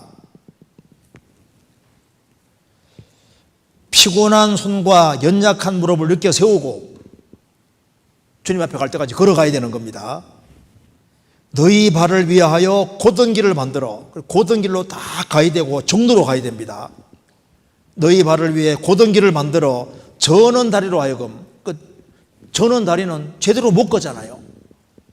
제대로 못 걸으면은 그러면은 주의 일을 힘있게 할 수 없기 때문에 그래서 여기에 저는 다리는 안 된다는 건 영적으로 저는 사람이잖아요. 저는 사람 자꾸 치우쳐요. 똑바로 걸어가야 되는 자꾸 치우쳐. 우편으로 자꾸 넘어져. 이런 사람들이 이제 주의 일을 하기는 어렵잖아요. 그 다음에 다시 레위기 21장 여기에 그 다음에 코가 불완전한 자나 지체가 더한 자나 여기에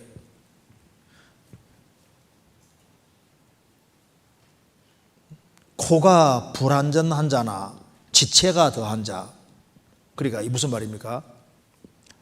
뭔가 비정상적인 거잖아요. 코가 불완전하다 하고 코가 불완전한 자라든가 지체가 더한 자 육손이라든가 보면 뭔가 비정상적인 거예요. 그래서 뭔가 모양이 삐뚤어져 있는 비정상적인 그러니까 이제 지체가 더한 자나 지체가 없는 자나 그러니까 이제 우리가 신앙생활 속에서도 이게 코가 불완전한 것처럼 이 코가 냄새 맡는 곳이잖아요. 냄새도 분별력입니다. 그 냄새를 잘못 맡아요. 또 엉뚱하게 맡아요. 또 못 맡아요. 그리고 지체가 더했다는 말은 그러니까 뭔가 비정상적인 것이 덧붙여져 있어요. 어떤 사람 보면 삐딱한 사고방식 따가지고 있는데 그게 보통 사람이 생각하는 생각과 다른 뭐가 하나 더 붙어 있는 거예요.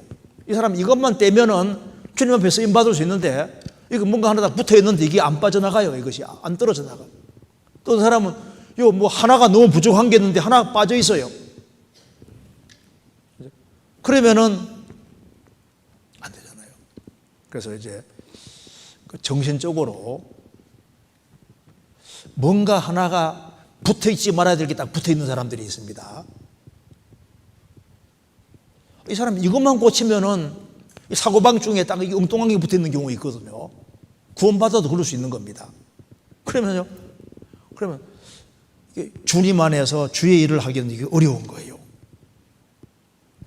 하나님 말씀하면 딱 굴복을 해야 되는데 하나님 말씀 해도 이것만은 절대 안 돼. 이거 하나 더 붙어 있는 거예요. 이거. 그리고 요거 하나가 보충되면 더 좋은데 절대 보충을 안 시켜요. 그래서 주님 앞에 쓰임 받는데 장애가 될 수 있는 겁니다. 그렇잖아요. 그리고 그다음에 여기 다시 보면 그다음에 19절에 발 부러진 자나 발이 부러진 사람은 아예 이제 절면서 거는 정도가 아니라 발이 아예 부러져 버렸어. 그래서 신앙의 진보가 딱 중단된 사람이 있습니다. 아예 딱 주저앉은 사람이 있어요. 구원받으면 길을 걸어가야 되는데 진리의 길에 걸어가지 못하고 발이 딱 부러졌으니까 못 움직여요. 그리고 구원받은 지 몇 년이 됐는데 맨 제자리요. 어떤 사람은 또 잘 걸어가다가 잘못된 교리를 받아들여서 발이 뚝 부러진 사람이 있다니까요. 그렇죠? 너희가 다름질을 잘하더니 누가 너희를 깨닫냐. 다름질을 잘하다가 뭔가 하나 잘못된 교리 딱 받아들여서 그대로 그냥 신앙이 콱 주저앉아 버리고 안 움직여요. 그런 사람이 있다니까요. 발 부러진 자, 발이 부러질 수 있습니다. 어떤 사람은 막 주님께서 막 열심히 막 살다가 이제 뭔가 하나 들어왔어요. 주님이 다 해주신다. 나는 가만히 있기만 하면 된다. 그거 딱 들어와서 그전에는 막 집안 식구 건지려고 그렇게 노력했는데 그거 다 육신이에요. 육신. 가만히 있으면 되고 주님 다 해주셔. 그래가지고 열심히 달려간 발이 또 부러져가지고 그 다음에 아무것도 안 해. 아무것도 안 하면서 신령한 체 하면서 다 판단하면서 그런 사람 있잖아요. 발 부러지지 않도록 조심해야 됩니다. 그리고 뒤에 나와 있잖아요. 그리고 여기에 손 부러진 자나 그 손이 부러졌어요. 믿는 도리를 아주 굳게 잡아야 되는데 손이 똑 부러지니까 봉사를 할 수 없고 들을 수가 없잖아요. 그래서 발 부러지고 손 부러지고 그래서 아무것도 안 하면서 혼자 신령한 체 하는 사람들, 그런 사람들은 주의를 할 수가 없잖아요. 그 다음 그 뒤에 곱사등이란 말은 이제 무거운 것을 들지 못하는 사람이 있습니다. 어떤 사람은 좀 일을 시킨다고 해도 감당을 못해요. 무거운 걸 들지를 못해요. 그래서 뭔가 무거운 짐을 짊어지올라 해도 감당이 안 되는 사람이 있다고요. 그래서 저 사람은 구원받은 지 꽤 됐기 때문에 뭔가 일을 좀 이렇게 하면 좋은데 일을 감당할 수가 없어요.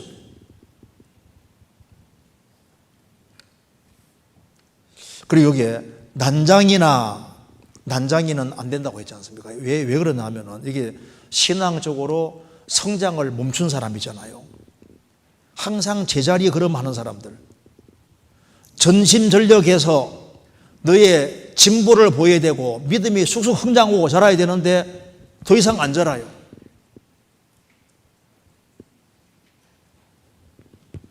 너희가 아직도 육신에 속한 자로다.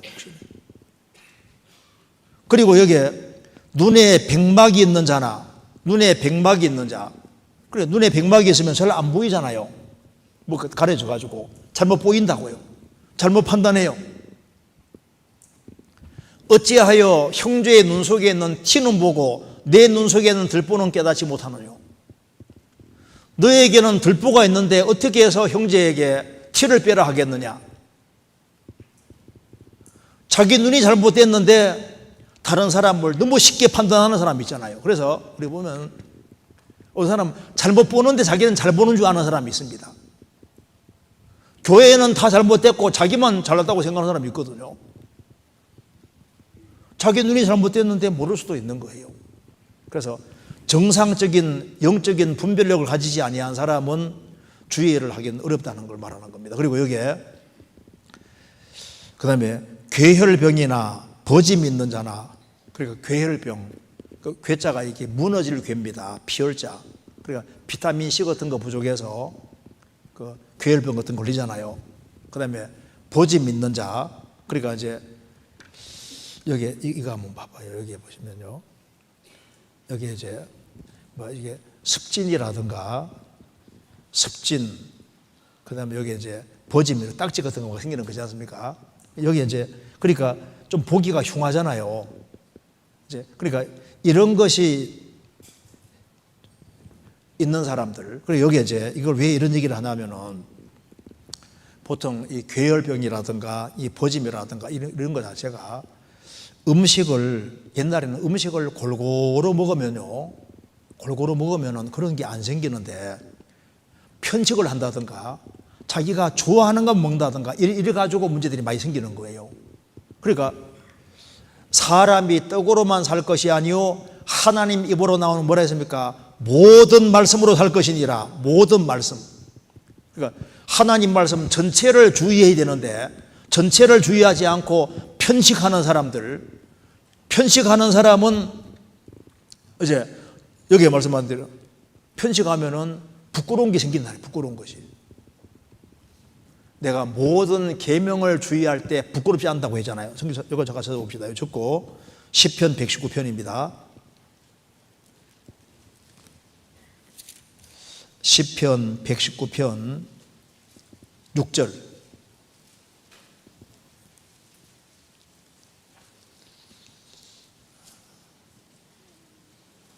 내가 주의 모든 계명을 주의할 때에는 부끄럽지 아니하리이다.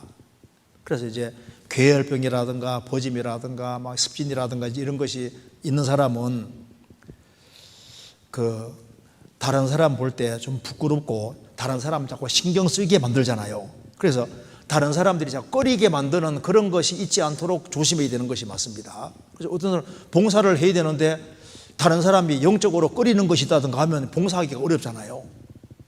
그래서 다른 사람에게 도움이 되고 기쁨이 되고 유익이 되고 만나면은 일단 뭔가 신앙이 격동이 되고 신앙이 발전되고 그런 사람들이 이제 주님 앞에 일을 할 수 있는 겁니다.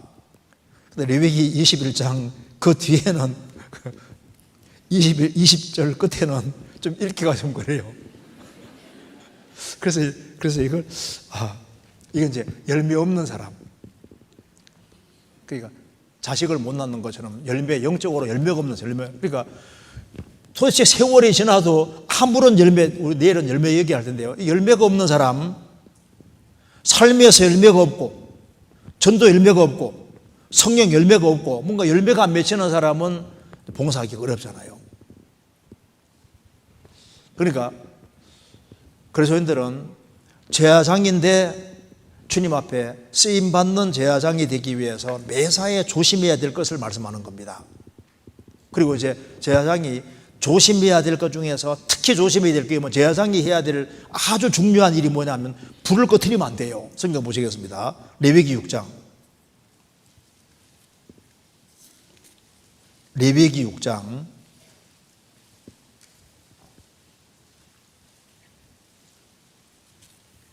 9절입니다.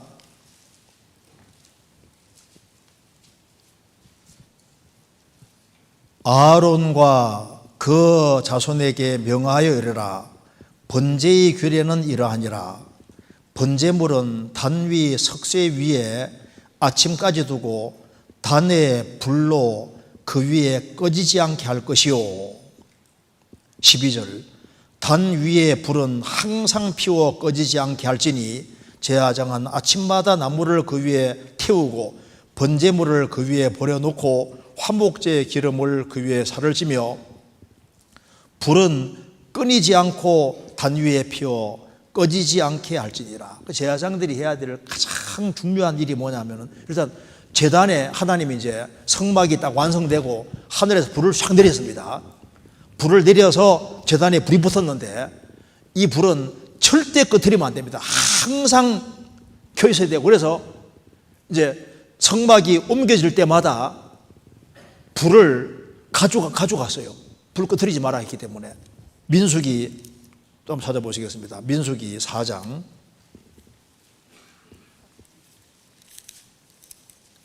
민수기 4장 14절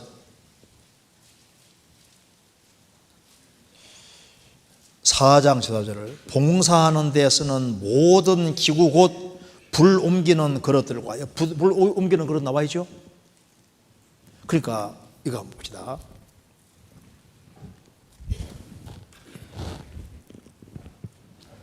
구약시대에 제사장이 할 일 중에 중요한 일이 뭐냐면 이 제단에 불이 이제 이 불은 하늘에서 내려온 불입니다. 하나님이 하늘에서 불을 딱 붙여주셨거든요. 그래서 이 불을 꺼트리면 안 돼요. 그래서 이제 성막이 옮겨질 때 이 불을 안 꺼지게 담아가지고 옮기고 했는데 이 불이 내려와서 안 꺼졌는데 언제까지 안 꺼졌냐 하면은 모세 때부터 시작해서 바벨론이 침공하는 BC 586년 이때까지 불을 안 꺼뜨렸습니다. 그러니까 1000년 정도 불을 꺼뜨리지 않았다고 되어 있거든요. 그러니까 이 불은 절대 꺼뜨리면 안 되는 거예요. 이게 이제 우리에게도 중요한 것이 됩니다. 요게 제단에 짐승 죽이는 곳인데 십자가 그림자입니다. 그리고 제단불은 꺼뜨리면 안 되잖아요. 그래서 제사장들은 해야 될 제일 중요한 일이 제단과 그 불, 복음. 항상 복음이 가장 중심이 되어 있어야 되고, 그리고 제사장이 불을 안 꺼뜨리는 게 뭘 말하는 겁니까? 성경 데살로니가 전서 5장에 뭐라 했습니까? 성령을 어떻게 하라고요? 소멸치 말며 성령의 불길을 절대 끄지 마라. 구원받은 그때부터 제사장인데 성령의 불길을 절대 끄지 마라. 성령의 불길이 계속 타올라야 되는 겁니다. 성령의 불길을 끄지 말아라. 불길을 계속 끄야 됩니다. 그래서 예수님이 누가복음 12장에도 뭐라 했습니까? 내가 불을 땅에 던지러 왔노니 그 불이 붙었으면 내가 더 이상 무엇을 원하려요? 구원받을 때 영혼에 불이 붙었습니다. 그 불이 계속 타오르게 해야 되는데 불을 꺼트리지 말아라. 그것이 제사장이 해야 될 중요한 일이니까 이 성령의 불길이 계속 타오르게 해서, 그래서 미지근하다든가 식으면 안 되는 거예요. 불길을 끄면 안 된다고요. 그게 제사장이 해야 될 중요한 일인 거예요. 그래서 불이 활활 타오르는 속에서 모든 것이 되어지도록 주님께서 명령하신 겁니다. 그렇잖아요. 그리고 제사장은 일단 부지런해야 되는 거예요. 성경에 엘리 제사장 얘기 나와 있는데 엘리 제사장이 왜 죽은지 아시죠? 엘리 제사장이 죽는데 여기 보시면요, 엘리 제사장은 항상 성경에 의자에 앉았단 말이 여러 군데 나옵니다. 의자. 엘리 제사장은 앉아 있는 거 좋아해요. 너무 계속 앉아 있다 보니까 너무 뚱뚱해서요. 죽을 때도 의자에 앉아가지고 뒤로 넘어지면서 목뼈 부러져 죽잖아요. 엘리 제사장은 계속 앉아 있었습니다. 그리고 너무 뚱뚱했습니다. 왜? 안 움직였거든요. 제사장은 해야 될 중요한 일이 부지런해야 돼요. 우리가 신앙생활을 마지막 시대에 잘하기 위해서는 성령을 소멸시 말고, 그리고 바쁘고 기쁘고 부지런해야 되는 겁니다. 그렇잖아요. 그리고 뭘 먹어야 되느냐? 성경 레위기 7장 보시겠습니다. 제사장은 이걸 이렇게 먹습니다. 레위기 7장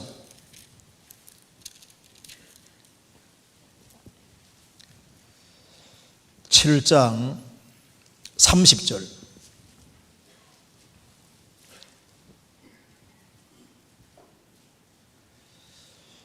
여호와의 화제는 그 사람이 자기 손으로 가져올지니 곧 그 제물의 기름과 가슴을 가져올 것이요 제사장은 그 가슴을 여호와 앞에 흔들어 요제를 삼고 그 기름은 단 위에 불사를 것이요 가슴은 아론과 그 자손에게 돌릴 것이며 또 너희는 그 화목제 희생의 우편 뒷다리를 제사장에게 주어 거제를 삼을지니 아론의 자손 중 화목제 희생의 피와 기름을 드리는 자가 그 우편 오른편 뒷다리를 자기의 소득으로 삼을 것이라. 내가 이스라엘 자손의 화목제 중에서 그 흔든 가슴과 든 뒷다리를 취하여 제사장 아론과 그 자손에게 주었나니 이는 이스라엘 자손의 받을 영원한 소득이니라. 그 다음에 10장 보시겠습니다.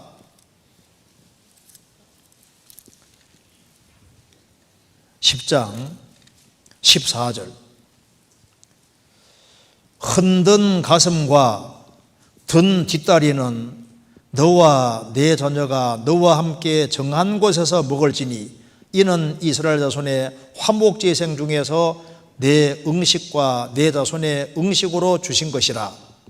그 든 뒷다리와 흔든 가슴을 화제의 기름과 함께 가져다가 여호와 앞에 흔들어 요제를 삼을지니 이는 여호와의 명령대로 너와 내 자손의 영원한 음식이니라. 이스라엘 중에 이렇게 제사장들은 화목제 희생을 드리러 사람들이 오면은 화목제 희생 제사를 드리고 그 다음에 뭘 먹냐 하면은 화목제 희생 중에 가슴 부위를 먹고 오른쪽 뒷다리를 먹는데요. 그냥 먹는 게 아니라 이렇게 가슴 부위를 먹을 때 이렇게 딱 들고 이렇게 흔들어서 요제로 하나님께 드리고 그 다음에 먹는 거예요. 그 다음에 오른쪽 뒷다리를 하나님께 드리고 이렇게 하고 그 다음에 먹거든요. 그러니까 이걸 다반사로 계속 이런 식으로 한다 그 말입니다. 왜 하나님께서 제사장들에게 화목제 제물을 먹을 때 이렇게 가슴을 흔들어서 하나님께 드리게 하고 먹었을까요? 이게 이제 우리 신앙생활에 아주 이렇게 중요한 부분입니다. 가슴은 마음. 하나님은 뭘 원하시냐면 마음을 원합니다. 잠언 23장에 내 아들아 너의 마음을 내게 주며 하나님은 마음을 원하시는 겁니다. 그러니까 형식적인 제사 말고 마음이 들어가는 제사를 마음을 원하시는 마음을. 그래서 이 마음을 하나님께 드리는 것을 기뻐하십니다. 이게 좀 이거 잠깐 접고 여기 한번 찾아봅시다. 여기에 아가서 1장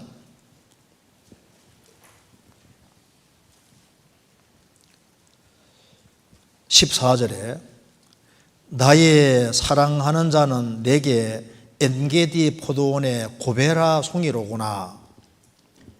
2장 1절에 나는 사론에 수선하여 골짜기의 벽화바라구나. 여기에 나의 사랑하는 자 주님은 내게 엔게디 포도원의 고베라 송이로구나. 고베라가 이게 고베라입니다. 여기 보시면은 여기 고베라예요. 고베라 해나인데요. 옛날부터 이게 장식할 때 많이 사용했습니다. 여자들 손에 이렇게 많이 이렇게 여기 해나가 여기 고베라 가지고 한 겁니다. 이렇게 하라고 보여준 게 아닙니다. 고베라가 이게 흰색인데 점점 시간 지나면 이게 붉게 바뀌어요. 속에는 빨간 게 들어있는 겁니다. 이 고베라입니다. 그러니까 이 고베라가 특징이 있어요. 근데 하얀데 이걸 모아서 이렇게 딱 짜면은 빨간 게 쫙 나오거든요. 이게 원어에도 코페르가 원래 커버입니다. 위대무시는 구석이에요. 구원입니다. 이 고베라는 구원의 꽃을 말하는 거예요. 그런데 이 고베라 특징이 있습니다. 고베라가 아주 드문 꽃인 동시에 향기가 너무 짙어서 황산송이도 심리 밖에서도 냄새가 날 정도로 그런데 이게 특징이 각성제. 그러니까 갑자기 쓰러졌다든가 정신이 이런 사람이잖아요. 그런 사람이 있으면 고베라송이 갖다 대면 즉시 정신버치 차린다 그 말입니다. 그래서 고베라는 예수님의 그림자입니다. 어떻게 하면 예수님 그림자니까 정신 못 차리고 사는 사람은 특징이 뭡니까? 예수님 멀리하고 있다는 증거예요. 그렇죠? 주님을 가까이 하는 사람은 영혼이 깨고 마음이 깨어나고 그렇게 되는 게 맞잖아요. 그리고 여기에 나는 사론의 수선화요. 이 수선화도 특징이 있습니다. 수선화가 여기 수선화요 백합화라 그랬는데 백합화는 여기 콤바라톡신이라는 물질이 있는데 이게 심장 뛰게 하는 물질입니다. 그래서 심장병 환자 있는 데에게는 이거 백합화 못 가지게 하잖아요. 이것도 심장을 뛰게 하는 겁니다. 그러니까 주님을 가까이 하는 사람은 심장이 뛰게 돼 있고 가슴이 흥분되게 돼 있고 그거 맞잖아요. 그리스도를 품는 사람은 마음과 영혼이 각성되는 것이 맞는 거예요. 그리고 왜 가슴을 그냥 드리는 게 아니라 흔들어 드리라고 했냐면은 마음은 쉽게 둔해져요. 그렇죠? 깨어 신앙생활을 하는가 싶었는데 자기도 모르게 신앙에 잠이 들고 마음이 쉽게 둔해지기 때문에 요새는 가슴을 흔들어야 돼요. 흔들어 깨워야 됩니다. 정신 차리라고. 지금 잠잘 때가 아니라 깨어나야 될 때고 주님 오실 날 가까웠기 때문에 자꾸 마음을 흔들어 깨워야 되는 거예요. 요제를 왜 드리냐면 제사장들은 항상 깨어 있어야 된다는 걸, 정신 바짝 차리고 살아야 된다는 걸 보여주는 거잖아요. 그리고 다리도 왼쪽이 아니라 우편 뒷다리를 거제 들이고 먹는 거예요. 우편 다리를 위로 들어 올리고 먹는 겁니다. 그러니까 무슨 말입니까? 우리의 발이 주님 쪽으로, 주님 영광을 위해서 달려가야 될 발이라는 것을 보여주고, 제사장들은 마음이 항상 깨어 있고 주님 영광을 위해서 열심히 달려가야 될 사람이라는 것을 보여주는 거예요. 주께서 내 마음을 넓히 씌우면 내가 주의 계명으로 달려가리이다. 내 마음을 넓히 씌우면 그러면 주의 계명 길로 달려가는 것이 맞잖아요. 그래서 여기에 우리 구원받은 그리스도인들은 제사장으로서 하나님을 섬기는 사람들입니다. 그런데 하나님은 안 보이잖아요. 어떻게 하나님을 섬기느냐? 일상생활 속에서 어제 배운 대로 부모를 공경하라. 부모를 잘 섬기는 것이, 그것이 하나님을 섬기는 게 되고 제사하는 게 되는 겁니다. 그래서 자녀를 잘 키워서 하나님을 잘 섬기고 하나님 앞에 쓰임 받도록 이렇게 도와주는 그 일을 잘할 때 그것도 하나님을 섬기는 중요한 일인 거예요. 누가복음 2장에는 기도로 섬긴다는 말이 나와 있는데 기도를 열심히 하는 것도 하나님을 섬기는 중요한 예입니다. 그리고 누가복음 8장에는 물질로서 섬겼다는 말이 나와 있는데 물질을 주님 영광을 위해서 잘 사용하는 것도 주님을 섬기는 거예요. 너희 몸으로 하나님께 영광 돌리라 말씀대로 우리가 우리 몸을 열심을 품고 주님께 드리는 것도 이게 다 섬기는 거고, 교회 안에서 우리가 받은 직분들을 잘 수행하는 것도 그것도 주님을 섬기는 것이 되는 겁니다. 전도도 섬기는 것이 되는 거예요. 교회는 복음 전파를 위해 존재하기 때문에 복음 전파를 성실히 수행하는 것도 뭡니까? 그게 살아계신 주님을 섬기는 것이 되는 겁니다. 그리고 이제 간단하게 제사장들 의복을 보면 출애굽 28장에 나와 있는데요. 여기 이제 레위기 16장 한번 봅시다. 요거 간단하게 요거 보고 레위기 16장 봅니다. 제사장은 이런 옷을 입었습니다. 16장 보세요. 레위기 16장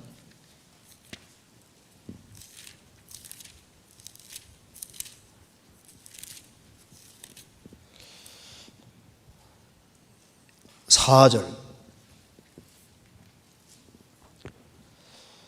거룩한 세마포 속옷을 입으며 세마포 고의를 살에 입고 세마포 띠를 띠며 세마포 관을 쓸지니 이것들은 거룩한 옷이라 물로 몸을 씻고 입을 것이며. 여기 이거 한번 보세요. 이렇게 보시면은 여기에 제사장 의복에 대한 얘기인데요. 성경엔 제사장 의복에 대해서 자세히 나와 있는데 이 특징이 있습니다. 제사장 의복은 특징이 속에는 전부 다 이게 세마포, 속옷은 전부 다 하얗잖아요. 그죠? 그리고 바깥은 이게 청색 옷입니다. 그러니까 이게 뭘 말하냐면은 이렇게 레위기 16장 4절에 다시 보시면은 거룩한 세마포 속옷에 세마포가 하얀색입니다. 하얀색 속옷을 입으며 세마포 고이 속에 입는 옷입니다. 세마포 속옷을 입으며 세마포 고이를 살에 입고 세마포 띠를 띠며 세마포 관을 쓸지니 이건 거룩한 옷이다. 그러니까 머리부터 발까지 전부 다 하얀 옷을 입고 있죠. 그 다음에 출애굽기 28장 31절에는 청색으로 이제 이렇게 바깥은 청색. 그러니까 하얀색과 청색으로 되어 있습니다. 하얀색, 청색. 성경 전도서 10장 보시겠습니다. 전도서 10장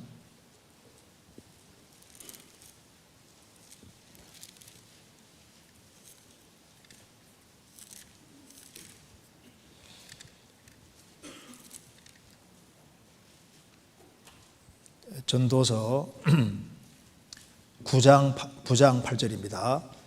내 의복을 항상 희기하며 내 머리에 향기름을 그치지 않게 할지니라. 제사장은 전부 다 흰옷을 입었고 그리고 그 바깥은 청색 옷입니다. 그 청색은 하늘색이잖아요. 하늘색. 그래서 제사장들은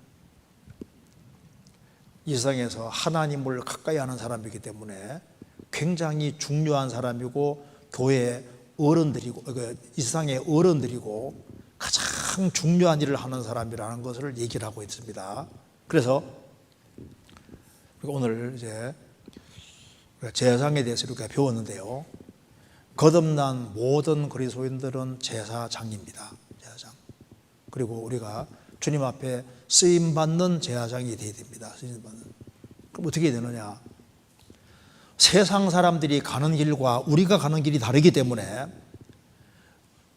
제사장들은 이제 축복의 사람이기 때문에 거듭난 그리스도인들이 잘 행하면은 하나님과 연결된 사람이니까 하나님이 복이니까 하나님과 연결된 사람이 제사장이니까 이제 그리스도인이 바르게 하면은 그리스도인들은 복의 근원이 되는 거예요. 그렇잖아요. 그리고 이제 시간이 지났는데 그래도 여기 비디오 짧은 거 이거 하나 내가 이것 때문에 이게 참 이게 참 좀 애를 데려가는데 여기에 딱 아버지는 피 다 같이 쓰고 있는 것처럼 하면서 애만 딱 씌우고 가고 있잖아요. 이 장면까지만 나오는 걸 한번 간단하게 보고 마칩시다. 이거 한번 잠깐 보시겠습니다.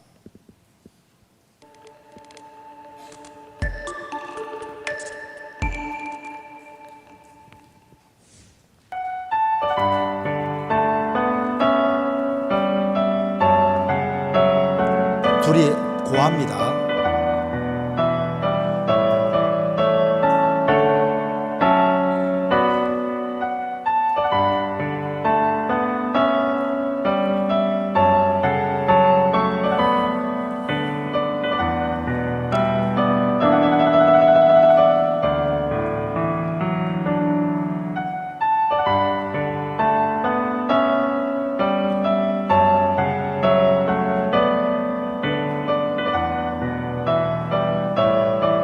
이상 가지고 상봉.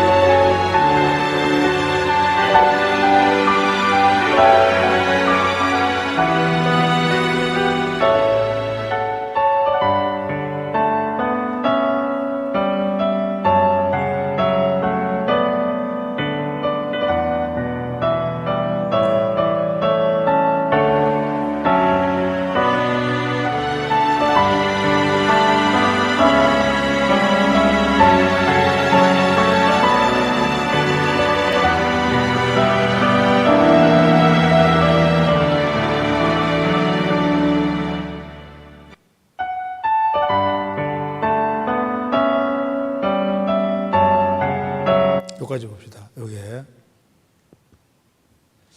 여기에 이제 우리가 세상에 감동되는 순간들이 많이 있는데,